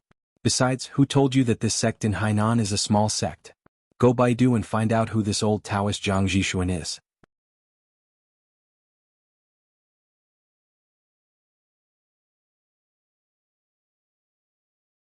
Chapter 669. When Li Yundong heard Zhang Zhishuan's horrifying words, he was shocked and asked with a serious face, "Senior Zhang, I don't know why you said that." Zhang Zhishuan stared into Li Yundong's eyes and said, "You really didn't notice it at all?" Li Yundong said respectfully, "Senior, please give me some advice." Zhang Zhishuan frowned secretly and said, "Don't you feel anything unusual around you?" "Unusual?" Li Yundong thought for a moment and said, "Senior, please tell me." Zhang Zhishuan had lived for nearly 100 years. Of course, he knew that it was better to be polite to everyone he met. However, for the sake of Du Fei's high evaluation of Li Yundong, he wanted to warn the young man in front of him out of kindness, but he didn't want to force himself to do it. Soon, although Li Yundong was straightforward, he still thought for a moment and said meaningfully, "Zhenren Li, it's not easy for you to have such a realm at such a young age. You have to cherish it. I'll give you a word of advice. Please remember it." Li Yundong bowed and said, "Senior, please enlighten me." Zhang Zhishuan said, "Remember, essence nourishes the real root, qi nourishes the spirit, yuanyang does not go to the true, dantian nourishes the treasure of longevity, and 10,000 taels of gold does not belong to others. You must not be greedy for beauty and indulge in it, and in the end, lose your treasure of longevity." Li Yundong's heart skipped a beat and he said, "Isn't this the boxing scripture of Xingyi boxing? Is he referring to the relationship between me and Su Chan?" "Yes, that should be it." Maybe Jinren Du told him. Li Yundong smiled slightly and said, "Thank you for your guidance, Jinren Zhang. I'll keep it in mind." Zhang Zhishuan saw that Li Yundong could still accept his words with a smile. He couldn't help but think highly of the young cultivator in front of him. He laughed and said, "Of course I can see that Jinren Li is still a Yuanyang child, which is rare and commendable. But the way of cultivation is like sailing against the current. If you don't move forward you will fall back. It's like going into the abyss in the middle of the night. If you're not careful you will be crushed. Jinren Li, you must remember to grasp your true self. Don't be blinded by the illusions of the world." Li Yundong solemnly bowed and said, "I will remember your teachings." Zhang Zhishuan was about to speak again when he suddenly heard the sound of a man and a woman arguing not far away. The two of them looked in the direction of the sound and saw a man in a suit and leather shoes arguing with a brown blue-eyed foreign woman. When Li Yundong saw them, he was stunned for a moment and thought to himself, "Isn't this Zhao Yuzhen and Justin? What were they doing here?" Li Yunyang saw that Justin was talking to Zhao Yuzhen fiercely. Her expression was full of indignation and resentment, while Zhao Yuzhen was explaining something to Justin with a helpless expression. Neither Li Yunyang nor Zhang Zhishuan were very proficient in bird language, so they didn't understand what they were talking about for a moment. But soon they saw Justin suddenly see Chao Kefi and the others. She immediately rushed to Chao Kefi, pointed at Zhao Yuzhen and said in English, "You can't fire me. I was invited by him."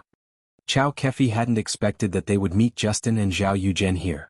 She was shocked and quickly sneered, "You're wrong. You were invited by us. Of course we can fire you. Besides, it's not us who started the trouble but you, Miss Justin. Forget all of this. It's all over. If you don't believe me, go and ask Zhao Yuzhen. Let's see if he dares to interfere in your business." Justin immediately turned her head to look at Zhao Yuzhen. Zhao Yuzhen didn't expect that he would meet Chao Kefi and the others here when he took Justin out to relax. The most damn thing was that he didn't want to reveal himself in this matter, so he secretly encouraged Justin to make trouble for them. But now, even a fool knew that he was the one who had ordered it. Zhao Yuzhen was so angry that his teeth itched. It was fine when he brought Justin out, but this girl touched his sore spot. She always asked him to stand up for her, but how could he dare to stand up for her? If it was just Chao Kefi it would be fine. But the problem was that now Li Yunyang was involved. It was too late for him to run away. How could he dare to show up? This damn B***tish, if I had known it would be so difficult, I wouldn't have provoked her. Even I don't dare to provoke someone, but you don't know what's good for you. Zhao Yuzhen cursed in his heart, but in order to pretend to be a big shot in front of a beautiful woman, he had bragged a little too much, so now he couldn't get out of the situation for a while. Zhao Yuzhen saw Justin looking at him. He was about to say something, but from the corner of his eyes, he saw Li Yundong looking at him not far away. Zhao Yuzhen was scared out of his wits. Why does this little bastard always run into me? Wherever I am, he is there. Why is that? But soon Zhao Yuzhen thought of a more serious thing. His mind suddenly went blank. He thought to himself, "Damn it, this little bastard must have found out that I was the one who ordered Justin to go on strike. He won't take revenge on me, will he? If he holds a grudge against me, then he will plot against me a few times in the future. I will be dead for sure." Zhao Yuzhen didn't even look at Justin. He quickly rushed to Li Yundong and said with a pitiful face, "Child Li, don't listen to this bitch's nonsense. She doesn't know the immensity of heaven and earth. I didn't instigate her. You have to believe me." Li Yundong was not a fool. With just a glance, he understood the cause and effect of the matter. His heart was like a mirror, but he didn't say anything. He just said with a faint smile, "Mr. Zhao, I didn't say anything." "Why are you in such a hurry to explain?" Zhao Yuzhen opened his mouth and immediately realized that he had a guilty conscience. He confessed without being forced to do so. He wanted to jump up and slap himself in the face. Zhao Yuzhen smiled dryly and stammered, "Child Li, you are a magnanimous person. Don't argue with her. I promise I will never appear in front of you again, okay?" Li Yundong saw that Zhao Yogan's words were somewhat incoherent. It was obvious that he was so scared that he was incoherent. At this time the abbot of the Jade Toad Palace, Jinren Zhang Zhishuan, was in front of him. He didn't want others to say that he was aggressive, so he smiled and said, "Mr. Zhao, I don't understand what you're saying. The world is so big. It's your own business where you want to go. I'll be there soon." However, I want to give you a piece of advice. If you do too much evil, you will bring about your own destruction. You have to accumulate some good karma, Mr. Zhao. Otherwise, you will be in big trouble in the future. Although Zhang Zhishuan didn't know what had happened here, when he saw that Li Yundong had given some of the words he had said to Zhao Yuzhen in front of him, he immediately grinned and thought to himself, "Hey, this boy is a little interesting. He's so young but he talks more like an old man than me." When Zhao Yuzhen heard Li Yundong's words and saw that he actually didn't want to argue with him, he was immediately overjoyed. He hurriedly nodded and bowed, saying, Yes, Child Li is right." Although Justin didn't understand what Zhao Yuzhen and Li Yundong were talking about, she could tell what had happened just by looking at their expressions. She immediately widened her eyes and said to Zhao Yuzhen, "You lied to me. You said that you were the biggest boss in this crew, so I listened to you. Otherwise Zhao Yuzhen didn't know that Li Yundong's English was so bad that he could hardly understand what they were talking about, but because of his guilty conscience, he was so scared that his back broke out in a cold sweat.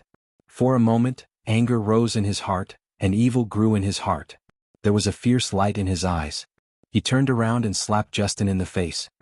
He glared at her fiercely and spat out a few murderous words from between his teeth. "Shut up." When Zhao Yuzhen turned his face, it immediately turned into a flattering smile. "Child Li, don't listen to her nonsense. This B*TCH will do anything in order to be promoted." Li Yundong smiled, which looked a little mysterious. He said, "I'm not interested in knowing about you and her." Zhao Yuzhen nodded repeatedly and said with a smile, Yes, Child Li is magnanimous. Naturally he won't argue with us. Let's go. As he said this, he pulled Justin and shouted angrily in a low voice, "Idiot, come with me." Justin had never suffered like this before. She was stunned for a moment. She was dragged more than 10 meters away by Zhao Yuzhen before she suddenly came to her senses. She screamed and fought with Zhao Yuzhen regardless of the situation. Zhao Yuzhen was furious. He slapped Justin hard in the face and made her tumble. Then he left in a huff. Justin cried on the ground for a while before she slowly got up and left, choking with sobs. Zhao Yuzhen left Justin alone all the way. He measured Li Yundong's gentlemanly heart with his own mean mind. The more he thought about it, the more afraid he became. The more he thought about it, the more he felt that Li Yundong would take revenge on him. He was frightened as if he was running away. He returned to the place where he was staying, picked up his luggage and rushed to the airport to fly back to Shenzhen. Then he took the high-speed train from Shenzhen back to Tianan City. After arriving in Tianan City, Zhao Yuzhen felt that he was very far away from Li Yundong. Only then did he breathe a sigh of relief. After dragging his luggage out of the railway station, he called his sweetheart. He thought in a mess, "Damn it, I didn't eat fish but I got a fishy smell. Li Yundong, this little bastard, is really my nemesis. If he appears anywhere in the future, I'll take a detour. By the way, I'll close that tea house when I get back, so as not to cause trouble for me." Zhao Yuzhen was full of thoughts when he suddenly saw a young beggar with a broken arm dragging his body to him and shouting at him, as if he wanted to beg him. Zhao Yuzhen had nowhere to vent his anger, so he didn't have the mood to do a good deed. He kicked him and shouted, "Get out of my way." When the beggar heard his voice, he was stunned for a moment and then he raised his head.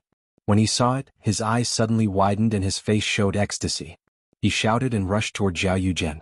One of his broken arms grabbed Zhao Yuzhen's thigh, and the other hand grabbed Zhao Yuzhen's palm. He quickly and quietly stuffed a ball of paper into Zhao Yuzhen's palm. When Zhao Yuzhen saw the beggar rushing over, he was shocked and angry. Just as he was about to scold him, he suddenly saw that the beggar's face had been beaten black and blue, and there were scars everywhere. The broken arm was wrapped with a broken paper bag and it looked like a wooden stake. It was very terrible. But the most frightening thing was that as soon as the young beggar opened his mouth, he revealed a piece of broken tongue. The wounds were all new. When he was excited, blood even came out of his mouth, which made people's hair stand on end at first glance. Zhao Yuzhen was so scared that he had goosebumps all over his body. Just as he was about to drive the beggar away, he saw two middle-aged beggars rushing out of nowhere and dragging the young beggar away. Zhao Yuzhen shivered and watched the young beggar struggle crazily and roar at him. He unconsciously clenched his hand, and only then did he realize that there was a ball of paper in his palm. Zhao Yuzhen opened it and saw a line of crooked words written on it. It was scribbled and distorted, as if it had been written in extreme tension and fear. It read, "I am Xinyu, the son of Shenwan Kai. Whoever saves me will be rewarded handsomely. It would have been better if Zhao Yuzhen hadn't read it. As soon as he saw it, he sneered and thought to himself, if you are the son of Shenwan Kai, then I am the son of the Jade Emperor. Are you kidding me? How could Shenwan Cai's son end up like this? Without saying a word, Zhao Yuzhen rolled the paper into a ball and threw it aside.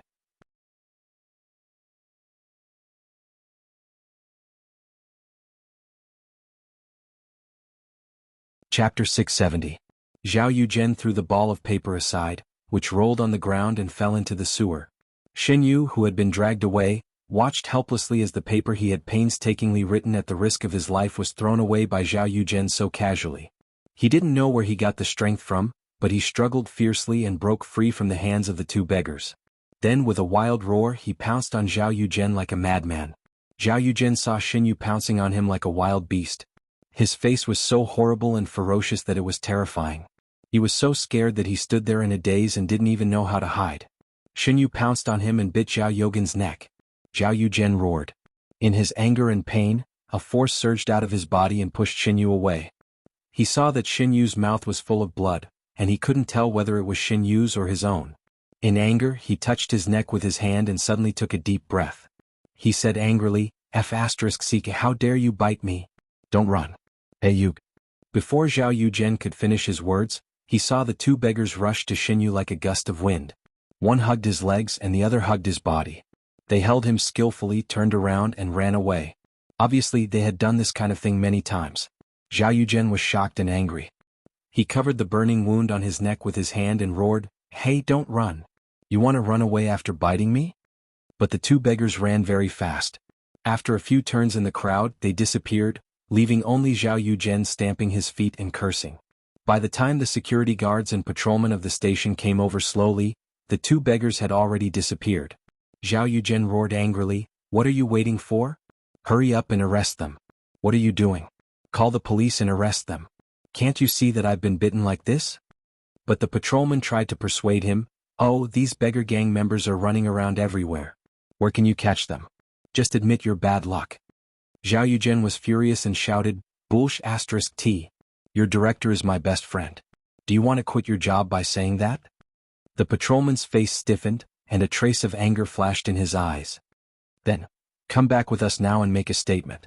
Only after we have filed a case can we proceed with the arrest.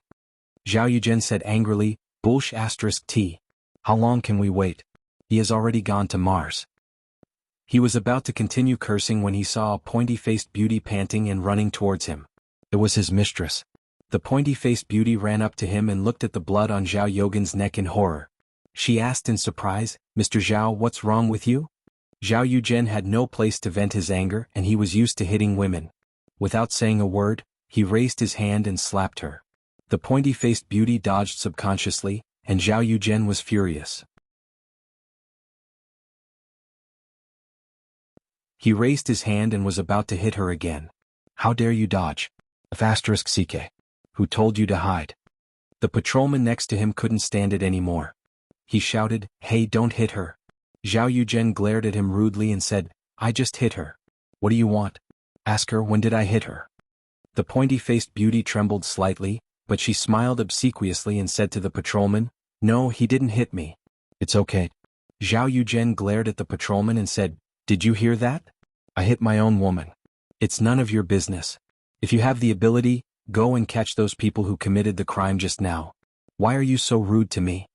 The patrolman snorted angrily, turned around and left. He waved to the security guards and other auxiliary policemen next to him and said, Let's go. Don't look at her. There's no need to talk to such people. The group of people turned around and left. As they walked, they sneered disdainfully and said, You are so beautiful, but you have to be the mistress of a rich man. You deserve to be beaten. Hearing this, the pointy-faced beauty's eyes flashed with shame and resentment, but this emotion only lasted for a moment. Soon she smiled again and carefully served Zhao Yuzhen to his car.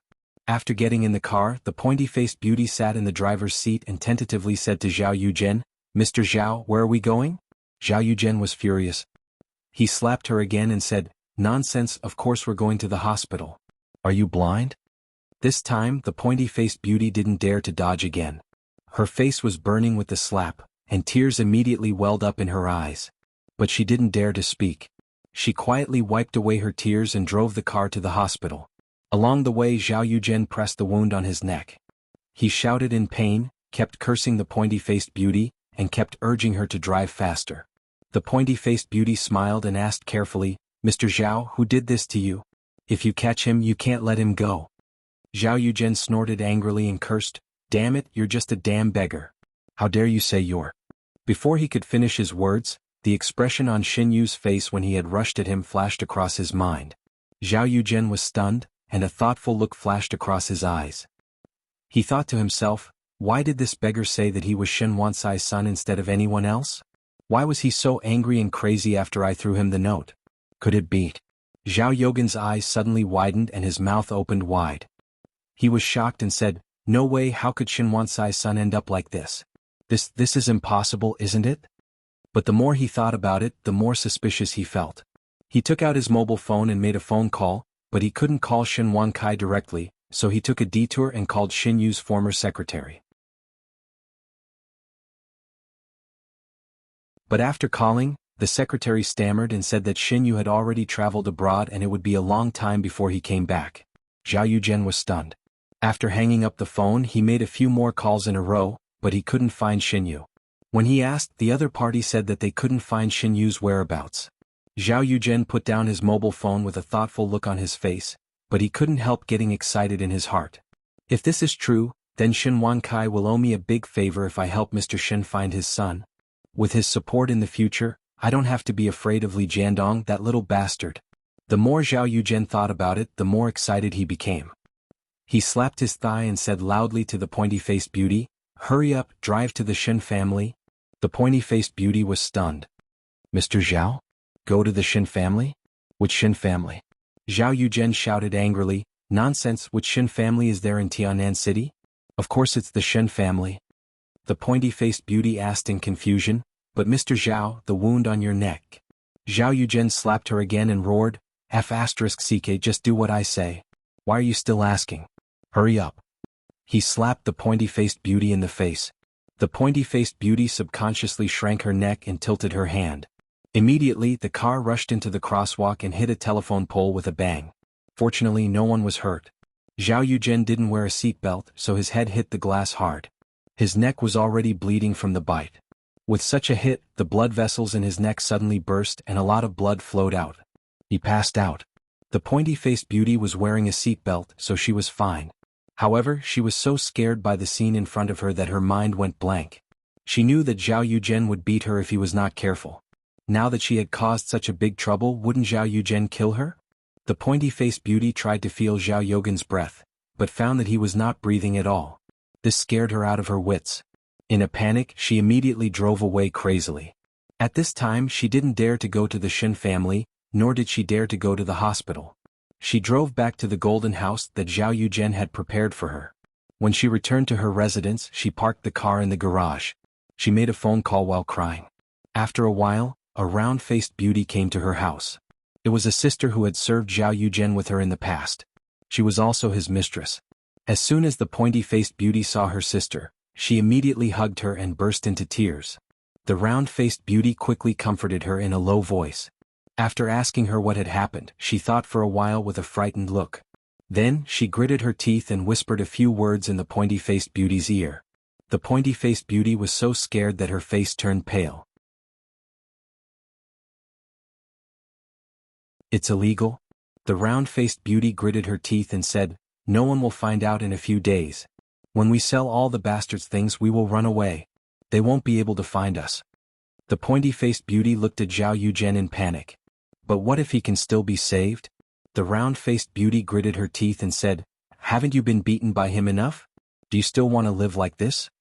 The pointy-faced beauty remembered that Zhao Yuzhen had beaten her regardless of the occasion and time. She suddenly became angry and dared to do so. With a ferocious look on her face, she nodded to her sister. After they made up their minds, they stayed up late at night, trembling with fear. Then they drove Zhao Yuzhen out of the city into a remote riverside. They put Zhao Yuzhen in a sack, stuffed a few big and heavy stones into the sack, and tied the sack tightly with a strong rope. The two men laboriously carried the sack to the riverside and threw it hard. With a splash, Zhao Yuzhen, who was in the sack, suddenly woke up as if he knew that he was going to die. He struggled and screamed crazily. But it was too late. As soon as he struggled, his body slowly sank into the water. With his life and Xin Yu's secret, he disappeared from this world forever.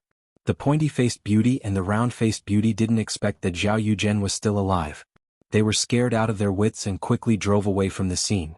They didn't know how big of a disaster they had caused by sinking their corpses into the sea this time.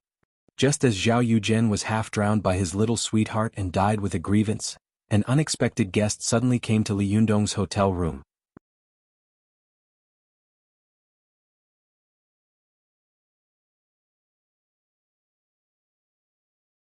Chapter 671. After saying goodbye to Zhang Zhishuan, Li Yundong returned to the hotel where he was staying. He hung a do not disturb sign on the door of his room early and began to meditate in his room. Soon. But when he opened his eyes, he suddenly found a rather thin figure standing in his room. This person was wearing a white gown and a small black hat. Was Zhang Zhishuan. Li Yundong was shocked. He quickly got up and bowed. Jinren Zhang, may I ask why you are visiting me so late at night? Zhang Zhishuan waved his hand with a smile and said, Jinren Li, you don't have to be so polite. Sit down and talk. Li Yundong laughed and politely pointed to a chair in the room. Jinren Zhang, please sit down. After Zhang Zhishuan sat down, he took out 8 thread-bound books that were as thick as his pinky finger from his sleeve like a magic trick. He held the 8 books in both hands and said, Jinren Li, I came here late tonight for nothing else but to exchange pointers with you. Li Yundong was stunned. He took the 8 books and glanced at them. He saw a few big white words written on them. Vajra longevity skill. Li Yundong asked curiously, Jinren Zhang, this is? Zhang Zhishuan laughed and said, these are some of my experiences in the past 80 years of cultivation. Please give me more advice, Jinren Li. Li Yundong was surprised and confused. He thought to himself, this Jinren Zhang Zhishuan is really strange. Who would come to someone else's room in the middle of the night to offer a book? Moreover, why did he give it to me instead of others? This should be his 80 years of hard work, right? Why did he give it to a stranger for no reason? Zhang Zhishuan seemed to have guessed what Li Yundong was thinking. He laughed and said, Jinren Li, you don't have to worry. Listen to me. If you understand, you will know why I came to visit you so abruptly. Li Yundong calmed down and said, please enlighten me, Jinren Zhang. Zhang Zhishuan waved his hand and said, I don't dare to enlighten you. Jinren Li, I was born in 1912. At that time, the revolution of 1911 ended and the Republic of China was established.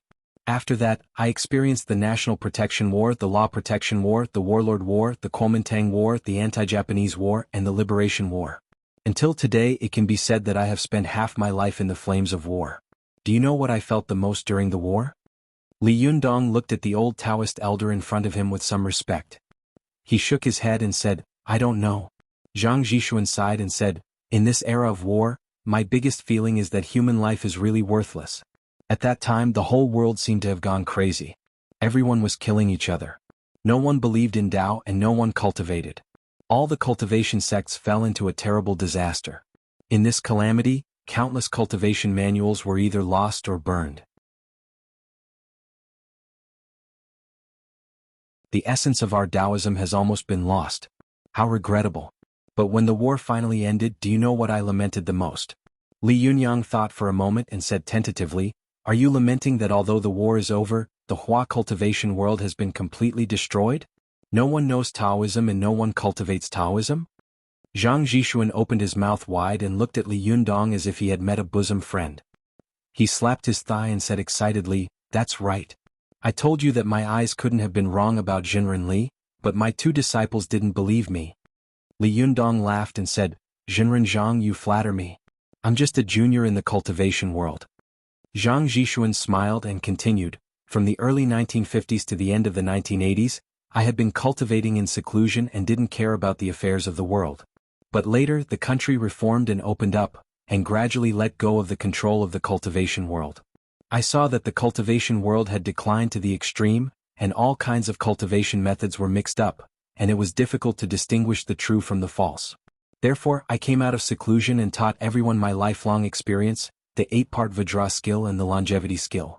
So, Jinren Li, don't think that what you have in your hand is a secret. In fact, this is a Taoist classic that anyone can buy and learn. It's not a great thing, huh? Li Yundong naturally didn't believe what Zhang Zhishuan had said. This was just something that could be bought everywhere. Zhang Zhishuan was laughing at himself. What kind of decline does the cultivation world have to be for such a Taoist master to say such a thing? Li Yundong said with awe, Jinren Zhang, to tell you the truth, I used to have similar thoughts as you, but today I know that I'm not alone. Zhang Zhishuan laughed and said, I might as well tell you the truth. Originally, I just saw that you were able to cultivate the immortal Jinshin at such a young age, and your character is quite good. You also have a sense of propriety. I think that in time, you will definitely be another great master in our cultivation world. But I also saw that you were surrounded by powerful and beautiful monsters. I was afraid that you wouldn't be able to control yourself and make a mistake. At that time, it would not only be your loss, but also the loss of our Taoist cultivation world. That's why I came here so abruptly in the middle of the night. Please don't blame me, Jinren Li. Li Yundong said with a serious face, Jinren Zhang, I'm flattered. Please rest assured that I will definitely help you pass on your cultivation methods and lifelong experience in the future. Zhang Zhishuan nodded with appreciation. He stroked his white beard and said, Since I left the mountain in 1993, I have accepted many disciples regardless of race, religion, faith, gender, and even nationality. But there are only two who can really inherit my mantle. These two guys have spent countless elixirs of mine, and they have endured countless days and nights of my body expansion before they barely reached the Jinshin phase. However, compared with other cultivators, they have cultivated early, so it's inevitable that they will be arrogant. If you meet them in the future, please take care of them. Li Yundong said with a smile, Don't mention it. We should take care of each other and help each other. Zhang Zhishuan pointed at Li Yundong and said with a smile, Young man, you are too steady. You speak like an old man, which doesn't sound like what people of your age should say at all. Forget it, I won't disturb you anymore. I'll go back first. Jinren Li, take care. Li Yundong thought of himself before cultivating and how domineering he had been when he had just started cultivating. He immediately smiled with emotion and said, Jinren Zhang, I won't see you off.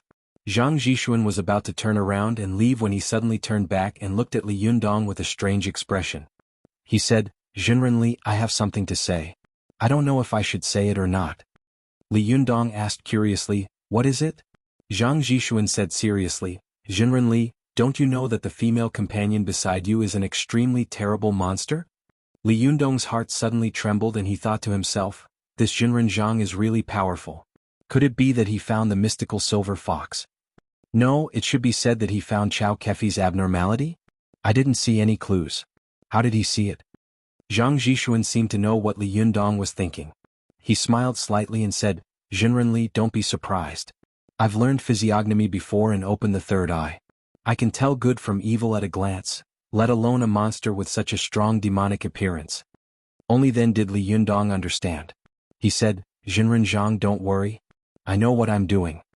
Zhang Zhishuan didn't want to talk too much at first, but he really appreciated Li Yundong very much. He was afraid that the young man would regret it in the future if he took a wrong step, so he couldn't help but say something. At this time, seeing that Li Yundong had understood, he naturally knew the truth that there was no need to beat the drum. After nodding, he said with a smile, Jinren Li, take care of yourself. I'll go first. After that, his figure flashed and disappeared in an instant. Li Yundong pondered and thought, it seems that the soul of the mystical silver fox has invaded Chao Kefi's body, but why hasn't her soul awakened? Hasn't her consciousness awakened? It seems that Chao Kefi is still dominating her body? What's more, why hasn't she shown any demon chi yet? It's really strange. Li Yundong thought about it for a while but still couldn't figure it out. He couldn't be stupid enough to rush over and ask Chao Kefi himself, so he stopped thinking about it. He opened the Vajra longevity skill and began to read it. It was amazing. Li Yundong suddenly found that the Vajra longevity skill was a treasure for ordinary people to keep in good health and prolong their lives. For a great cultivator like him, it was also a secret skill that would benefit a lot from it. Li Yundong read very fast and had a photographic memory. When dawn broke, he had already finished reading the outer 8 parts of the Vajra cultivation skill and the last volume of the inner 8 parts of the longevity skill. After reading it, he covered the book and thought deeply as if he had understood something. In his opinion, the Vajra longevity technique could be said to be a secret and outstanding technique of his country's Taoism. The 8 parts of the Vajra technique were yang, hardness, exterior, manifestation, separation, fire, qian, body, hotian, and foundation. The longevity technique was Yin, softness, interior, concealment, ridge, water, Kuan, spirit, Xiantian, and superior.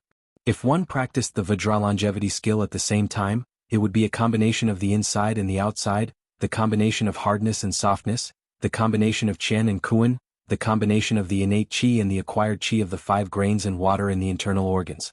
If one practiced it for a long time, one could reach the realm of oneness of heaven and man and void in action.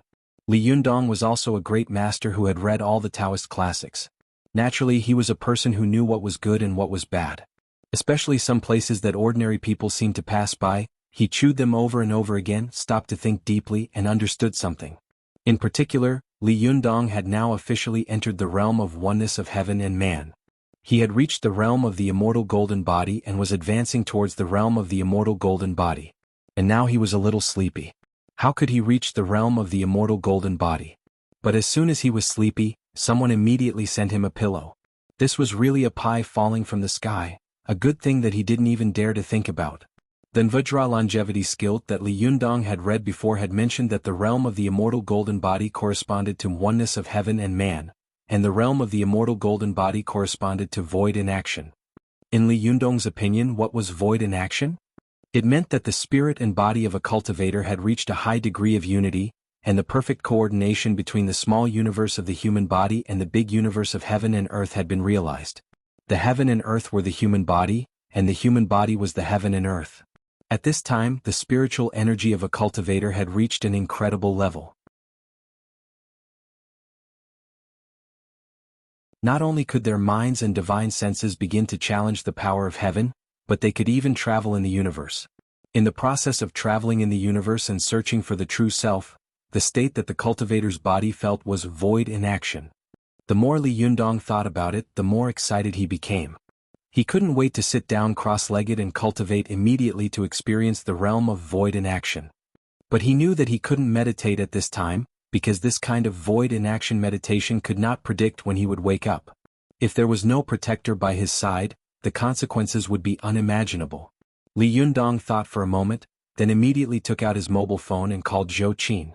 After briefly explaining his situation, he put down his mobile phone and waited patiently for Zhou Qin's arrival. About an hour later, there was a knock on the door of Li Yundong's room. Li Yundong didn't even raise his head. While looking through the Vajra longevity skill, he said, "Come in, the door is open." As soon as he finished speaking, the door was pushed open, and a delicate body rushed into his arms with a burst of fragrance. A familiar and sweet voice rang in Li Yundong's ear. "Yundong, I missed you so much." Li Yundong was stunned. He took a closer look and saw that the person in his arms was none other than the little girl. He asked in surprise and joy, "Why are you here?"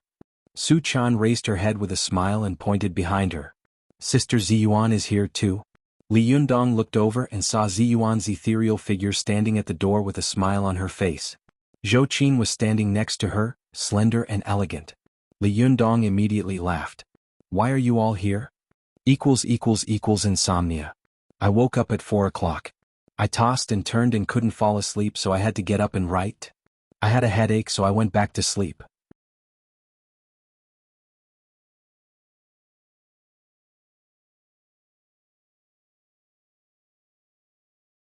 Chapter 672. Su Chan held Li Yundong's arm intimately and said with a smile, "What, you don't want to see me?" Li Yundong pinched the tip of the girl's nose with a smile and said, "Don't you need to protect Shenwan Kai? If all 3 of you come over, won't there be no one there?" Su Chan's big black eyes rolled. For a moment, she didn't know how to answer her master's words, so she turned to look at Zhou Qin and Ziyuan for help. Soon, Li Yundong also followed her gaze and saw that Zhou Qin and Ziyuan were looking at each other. They seemed to want to say something but stopped on second thought as if they had something to say. Li Yundong smiled and said, "What are you standing at the door for? Come in. If someone sees you, they will think that I'm looking for a miss in the middle of the night." Ziyuan and Zhou Qin had been worried about Xinyu and didn't know how to tell Li Yundong about it. They were a little nervous and worried, but at this time, Li Yundong's joke immediately drove away the worries in their hearts. Ziyuan glared at Li Yundong angrily and said in a low voice, "What miss? Do we look like a miss?" Zhou Qin chuckled and said, "If we were a miss, how much should we charge you for coming in?" Li Yundong hadn't expected that the 2 of them would actually play along with his joke. He laughed and waved his hand saying, there are peerless beauties who live in seclusion in an empty valley. One smile can topple a city and two smiles can topple a country. I can't afford to pay for you two fairies in the world. Ziyuan smiled and said, What nonsense are you talking about? If Du Fu, the sage of poetry, knew that you had changed his poems like this, I'm afraid he would be so angry that he would jump out of his coffin. Su Chan pulled Li Yundong's arm and joined in the fun with a smile. She tapped her nose and whispered in his ear, Hey master, I won't take your money. Li Yundong looked at Su Chan in surprise. Did I say I would give you money? You really think too highly of yourself. Su Chan's face suddenly became long and she looked resentful. You're so annoying.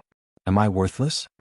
Li Yundong said seriously with a straight face, Of course my girl is worthless. She's a priceless treasure. At first, Su Chan pouted, but when she heard the last sentence she suddenly smiled and giggled. Zhou Qin and Ziyuan saw the couple flirting as if there was no one else around. They looked at each other and couldn't help thinking, if Xinyu succeeds, what will happen to Li Yundong? Such a consequence made the two of them shudder at the thought of it. For a moment they didn't know how to talk to Li Yundong. After a while, Ziyuan whispered to Li Yundong, don't worry. Nothing will happen to Qinhuan Kai. Li Yunyang patted the little girl's head and motioned for her to sit aside. He sat up himself and said to Ziyuan, Of course I know. I can rest assured when you do things. You won't do things that make me worry like Chaner. I'll be there soon, you're so annoying, Su Chan said angrily. I know what I'm doing now, and I'm trying very hard not to cause trouble for you. Li Yundong laughed and said, Yes, thanks to you I'm still alive and well. I really should thank you properly. Immortal Su Chan. Su Chan shouted and pounced on Li Yundong, pinching and biting him. She said angrily, I'm so angry. You don't even have a good word to say when you see me. You despise me, don't you? Li Yundong and the little girl laughed for a while. Zhou Qin and Ziyuan felt even more afraid and guilty when they saw that the two of them were glued to each other. Zhou Qin coughed dryly and said, Master, in fact, we came together this time because there are a few things we want to tell you. Li Yundong smiled and said, Of course I know. Something must have happened. That's why the three of you came together. Zhou Qin's expression was a little unnatural, and her usual sharp tongue had long disappeared. She hesitated and told him what had happened in Xinjiashing, then said in a low voice, Master, it's my fault. If I had been vigilant enough, Su Chan wouldn't have been in such danger. At first, Li Yundong listened to Zhou Qin with a smile, but slowly the smile on his face gradually disappeared, replaced by a cold face and cold eyes. Unlike what Zhou Qin and Ziyuan had imagined, Li Yundong did not fly into a rage like an angry beast. Instead, he chose to remain silent. At this time, the youngest great cultivator in the cultivation world already had his own majesty and bearing. When he was not smiling, just sitting there, his broad shoulders and strong back were like towering mountains. The pressure was amazing and his momentum was so strong that it was suffocating. Others did not dare to take a breath at all. It could be said that Zhou Qin and Ziyuan had watched Li Yundong grow from a domineering and cheerful little boy to what he was today. Little by little, he had evolved into the Li Yundong that he was today. However, the longer they got along with him, the more they respected him. This kind of respect came from Li Yundong's brave and diligent cultivation, as well as his open and honest character and temperament.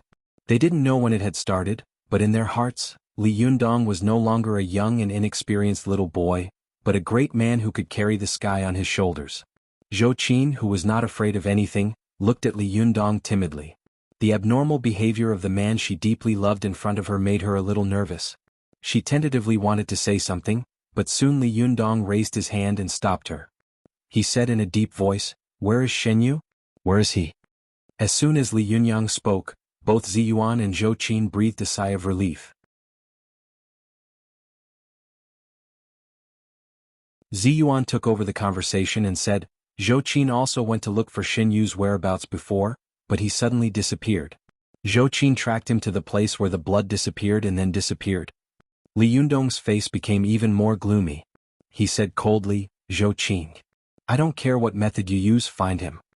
Zhou Qin nodded hard, gritted her teeth and said, Don't worry, I also want to kill this scumbag with my own hands. But soon she had an idea and said tentatively, Master, do you think it's possible that someone from the Shen family secretly took Xinyu away? Was it just a ruse before? Ziyuan was shocked and immediately glanced at Zhou Qin calmly, but Zhou Qin didn't seem to notice it at all. She was still staring at Li Yundong. Ziyuan knew that Zhou Qin could be said to be a person who didn't distinguish between good and evil. Her only value judgment was that she would believe whatever Li Yundong said. Whatever Li Yundong said, even if there was a volcanic cliff in front of her, she would still jump. Zhou Qin's words were equivalent to testing Li Yundong's mind. If Li Yundong had the intention of taking revenge on the Shen family, she would turn around and do it. Ziyuan saw Li Yundong glancing at Zhou Qin with a gloomy gaze. His expressionless face made her heart tremble. Ziyuan quickly tried to persuade him in a low voice, "Li Yundong, I know you are very angry, but you have to calm down. Don't hate the house and its crow. This matter is only Shin Yu's fault. Don't implicate Shin Wankai." After a moment of silence, Li Yundong said slowly, "Ziyuan, don't worry. I'm not a cruel and bloodthirsty person. To be fair, Shin Wankai has handled this matter very fairly and I can't pick on him. But the reason why I insist that Zhou Qin find Shin Yu is not for anything else, but that I have to let the world know that if someone wants to hurt the people around me, I have to make them pay the price with my own hands. If others insult me, bully me, curse me, or hate me, I will just treat it as a fleeting cloud and wave my hand." As he said this, Li Yundong's eyes narrowed and he said with a murderous look, "But if someone dares to touch a hair on the people around me, I will definitely kill them. Otherwise, if this kind of thing happens once, there will be a second time and then there will be a third time. In the future, if these things happen to you, what do you want me to do?" Zhou Qin's expression changed when she heard this, and her heart couldn't help pounding. She thought, the people around me that Master mentioned, are they also including me? Ziyuan's heart also skipped a beat, but she quickly covered up her momentary loss of composure by touching her ear. After calming down, she smiled slightly and said, "As the saying goes, Bodhisattva's heart can be shown with thunderous means. What you said is also very reasonable. However, I don't know where Xinyu is now.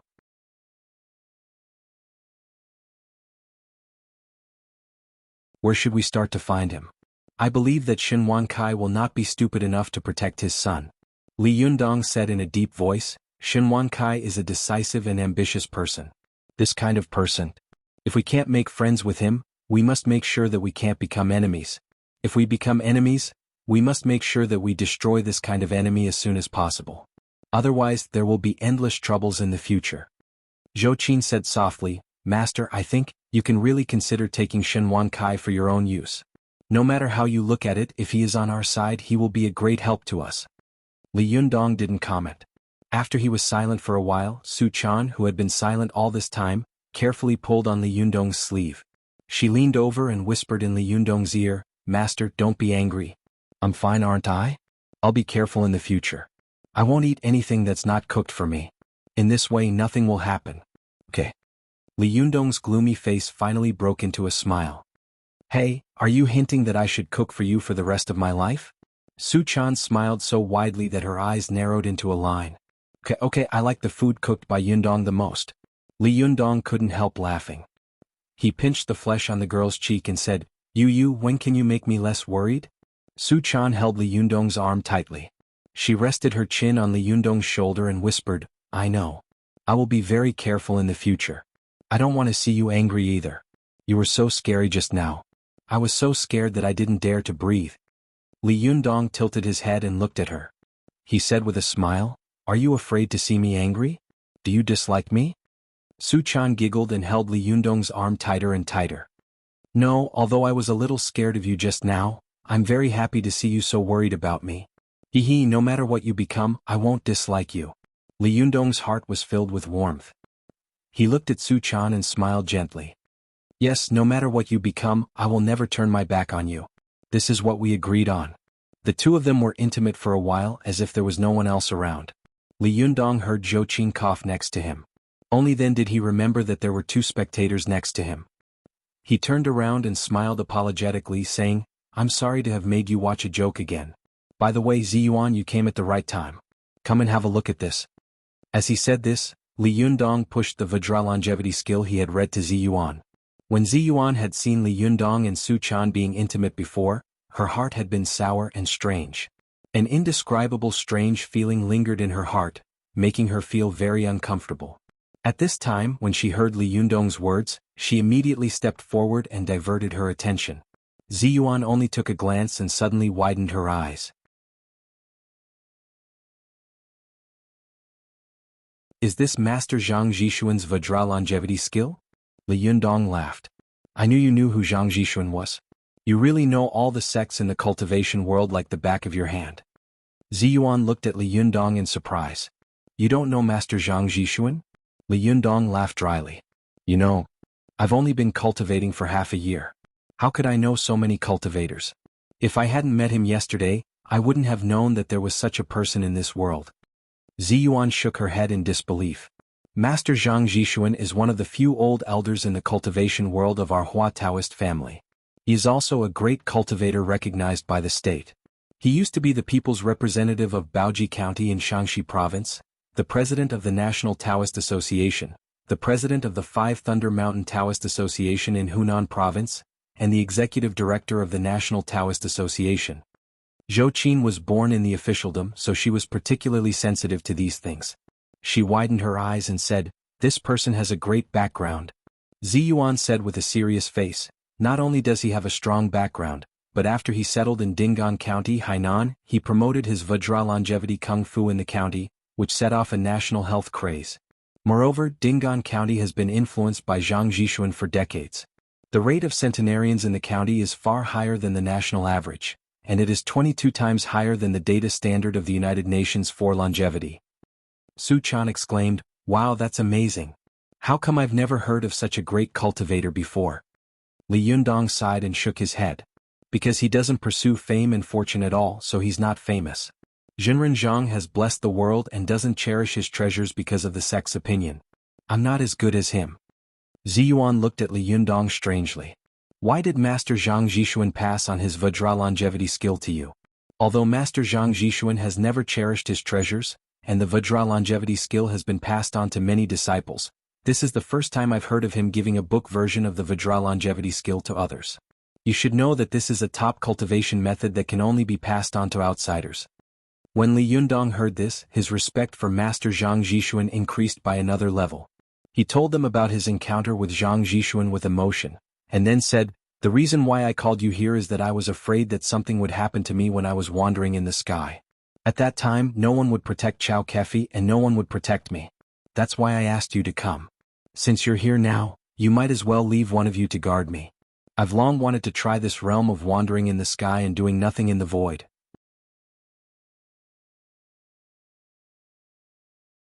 For a cultivator, getting a precious cultivation method was no different from getting a drug addict. Ziyuan, Su Chan, and Zhou Qin naturally understood Li Yundong's current itch. Ziyuan smiled and said, "It's okay. We're here. You can rest assured and meditate. Leave it to us." Li Yundong chuckled and said, "Well, since you're all here, what else do I have to worry about?" As he spoke, Li Yundong turned his head and nodded to Zhou Qin. Then he smiled at Su Chan and sat down cross-legged on the spot.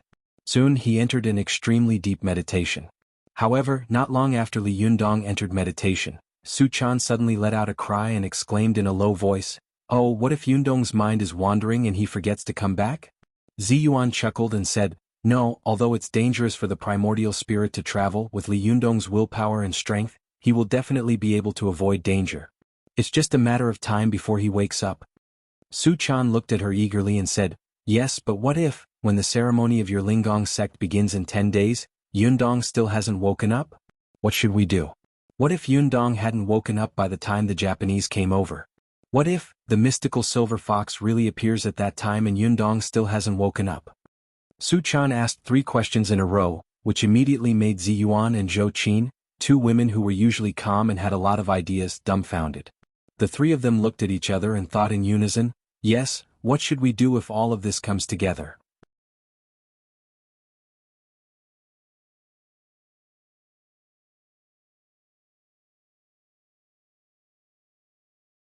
Chapter 673. Su Chan's words made Ziyuan and Zhou Qin speechless. When they came to their senses, they smiled bitterly together. Ziyuan sighed softly and said, "There's nothing we can do about it. When my master used to be in meditation, sometimes he would wake up in a day or 2, and sometimes he wouldn't wake up for a month or 2. He didn't eat or drink at all, as if he was in hibernation." Zhou Qin asked in confusion, "Can't you wake him up? Just like the last time my master was lost in the spirit space, you went into the spirit space and brought him out?" Ziyuan shook her head and said, "No, the spirit space is different from the spirit space. No matter how big the spirit space is, there is still a limit. The 3,000 small worlds in the burning thumb pot can be found one by one, but it will take a lot of time. However, the spirit space is equivalent to placing a person's yang spirit energy in the vast universe. At this time, a person is inconceivably small, and the universe is vast and boundless. Not only is it easy for cultivators to get lost, even if I want to find Li Yundong's yang spirit, I can't start, because I don't know which corner of the universe his yang spirit will fly to. Zhou Qin couldn't help but be shocked. Then if we forcibly wake him up, it's useless? Ziyuan sighed and said, if we forcibly wake him up, it's very likely that he will be possessed by the devil. In the past, when my master was in a trance state, it was Martial Uncle Yanfang who stood guard by his side. Sometimes it was only a day or two, but sometimes it was as long as a month or two, and Shirbui Yanfang had to guard him for a month or two. As she spoke, Ziyuan said to Zhou Qin, by the way, you should have heard of a poem. It's called, Under the Pine Tree I Asked the Boy, saying that master had gone to pick herbs, only in this mountain deep in the clouds. Zhou Qin laughed and said, of course I know this poem, but Ziyuan you. Zhou Qin was also a very smart person. She quickly came to a realization and said, you mean? Master is now in this kind of situation of only in this mountain deep in the clouds? Ziyuan nodded and said, yes, Li Yundong has now reached the level of the Jinshin phase. His small universe and the universe of heaven and earth have begun to slowly understand each other and integrate with each other. This process is the process of picking herbs. We all know that he now exists in this universe, but we don't know where he is. Therefore, this poem is actually a kind of cultivation poem that hints at the realm of cultivation. Zhou Qin sighed with emotion and said, no wonder Taoism has declined so much. When I read the Taoist classics before, my biggest feeling was that all kinds of Taoist cultivation classics were really mysterious and illusory. The worst thing was that the great cultivators in the past liked to use all kinds of metaphors to describe their cultivation methods.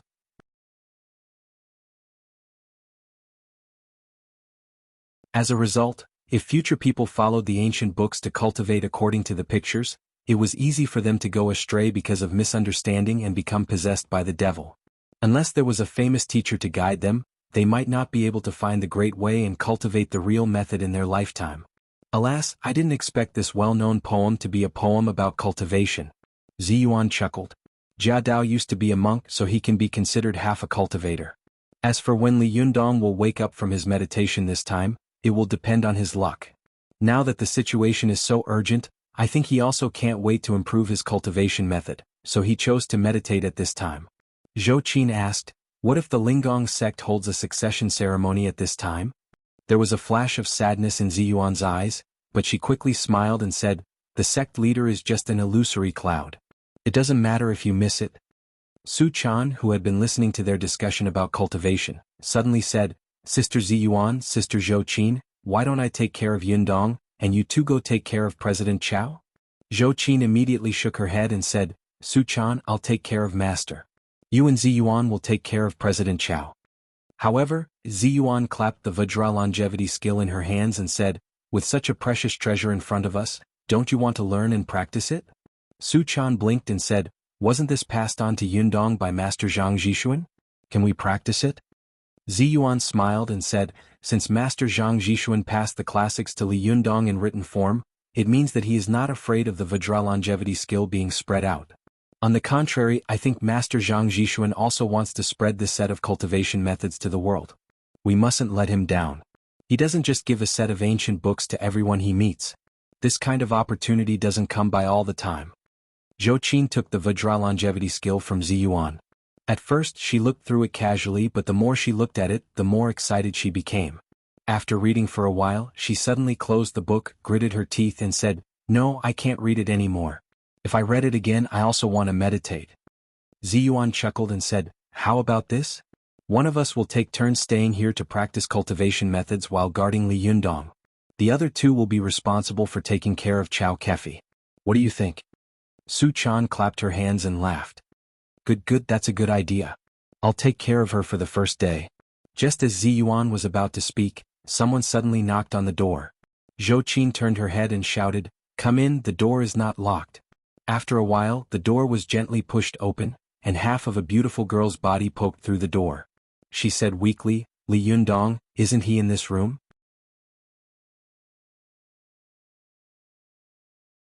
Ziyuan took a look and saw that this girl was Lu Feier, the big star who had come with Yin Mingfan to congratulate the opening day of Desanxian. She smiled slightly and said, Li Yundong lives here. What can I do for you? Lu Feier looked at Ziyuan with a face full of curiosity and muttered in her heart, it's really strange. I should be the one asking you this, right? Why did you suddenly come here so early in the morning? Did you spend the night here? Tiske, this immortal Li is very romantic. However, she also knew that Li Yundong's relationship with them was far more distant than hers, so she smiled politely and said, our crew is already downstairs. It's about to go out.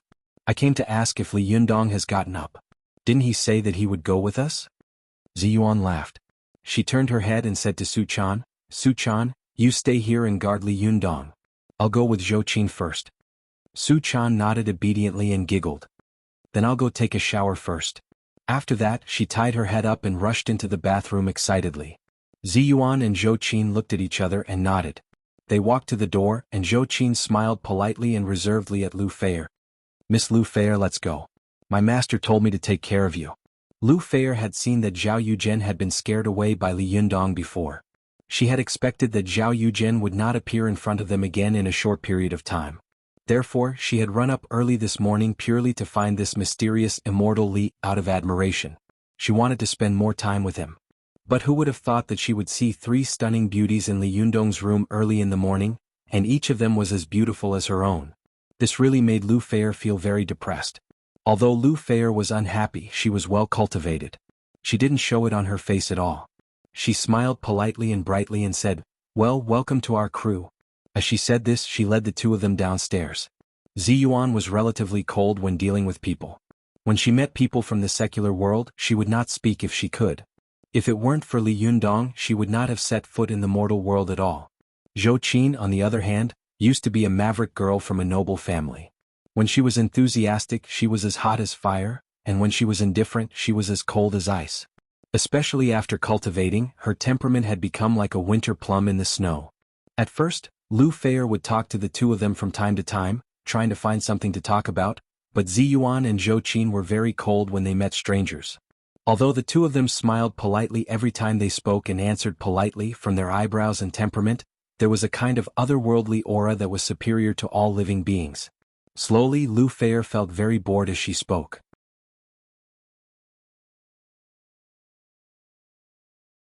She turned her face away in disappointment and stopped talking to Ziyuan and Zhou Qin. She thought to herself, you're so annoying. What is immortal Li doing? It's so boring to face these 2 icy beauties. After they went down to the entrance of the hotel, Lu Feier saw Chao Kefi waiting at the door. She suddenly seemed to breathe a sigh of relief and quickly ran toward Chao Kefi, saying, I don't know what your little enemy is doing. He found 2 beautiful women to be his stand-in. Look, they're all acquaintances. You've seen them before. Chao Kefi looked over and was shocked. She quickly glared at Lu Feier and said, what little enemy? How can you say such things? Nonsense. She hurried over to Zhou Qin and shook hands with her with a smile. It turns out that the eldest daughter of the Zhou family has arrived. Sorry for not going out to meet you. As she said this, she nodded politely to Ziyuan and smiled. Zhou Qin smiled and shook hands with Chao Kefi, but she stared at Chao Kefi carefully for a while without saying anything. Chao Kefi touched her cheek in confusion. Is there anything on my face? Zhou Qin came to her senses and smiled. It's nothing. I'm a little too happy to see you again, President Chao. However, President Chao, I haven't seen you for a while, and you've become more beautiful. Chao Kefi covered her mouth and laughed. Really? Well, even if what you said is true, I'm really flattered to be praised by the eldest daughter of the Zhou family. Get in the car. It's about to leave. Zhou Qin smiled and let Chao Kefi and Lu Feier get in the car first. Then she turned to look at Ziyuan in confusion and said in a low voice, hasn't the mystical silver fox been possessed yet? Ziyuan looked serious. Under the cover of her body, she quickly took out the glass mirror of heaven from her sleeve and touched the surface of the mirror with her hand. Then Chao Kefi's figure quickly appeared on the surface of the mirror. Her figure was faintly floating with a few balls of light of different colors. After glancing at it, Ziyuan quickly wiped her hand again and erased the picture on the mirror. Then she hid the glass mirror of heaven. She said in a deep voice, as I expected, the mystical silver fox has already been possessed. Now Chao Kefi has 2 souls and 4 spirits. In the past she only had 1 soul and 2 spirits. Zhou Qin was shocked. Ah, How did you know? Why can't I see it? Did you see it with the glass mirror of heaven? Ziyuan said in a low voice, every sect has some secrets. I heard that the secret of the Chuanjin dragon sect is the emperor's physiognomy. They can infer a person's fate through the skill of physiognomy. And the secret of the Jingyi school is the qi gazing technique. Whether it's the heaven qi, earth qi, mountain qi, water qi, human qi, dragon qi, five elements qi, or wealth qi, the great cultivators of the Jingyi school can see through them at a glance.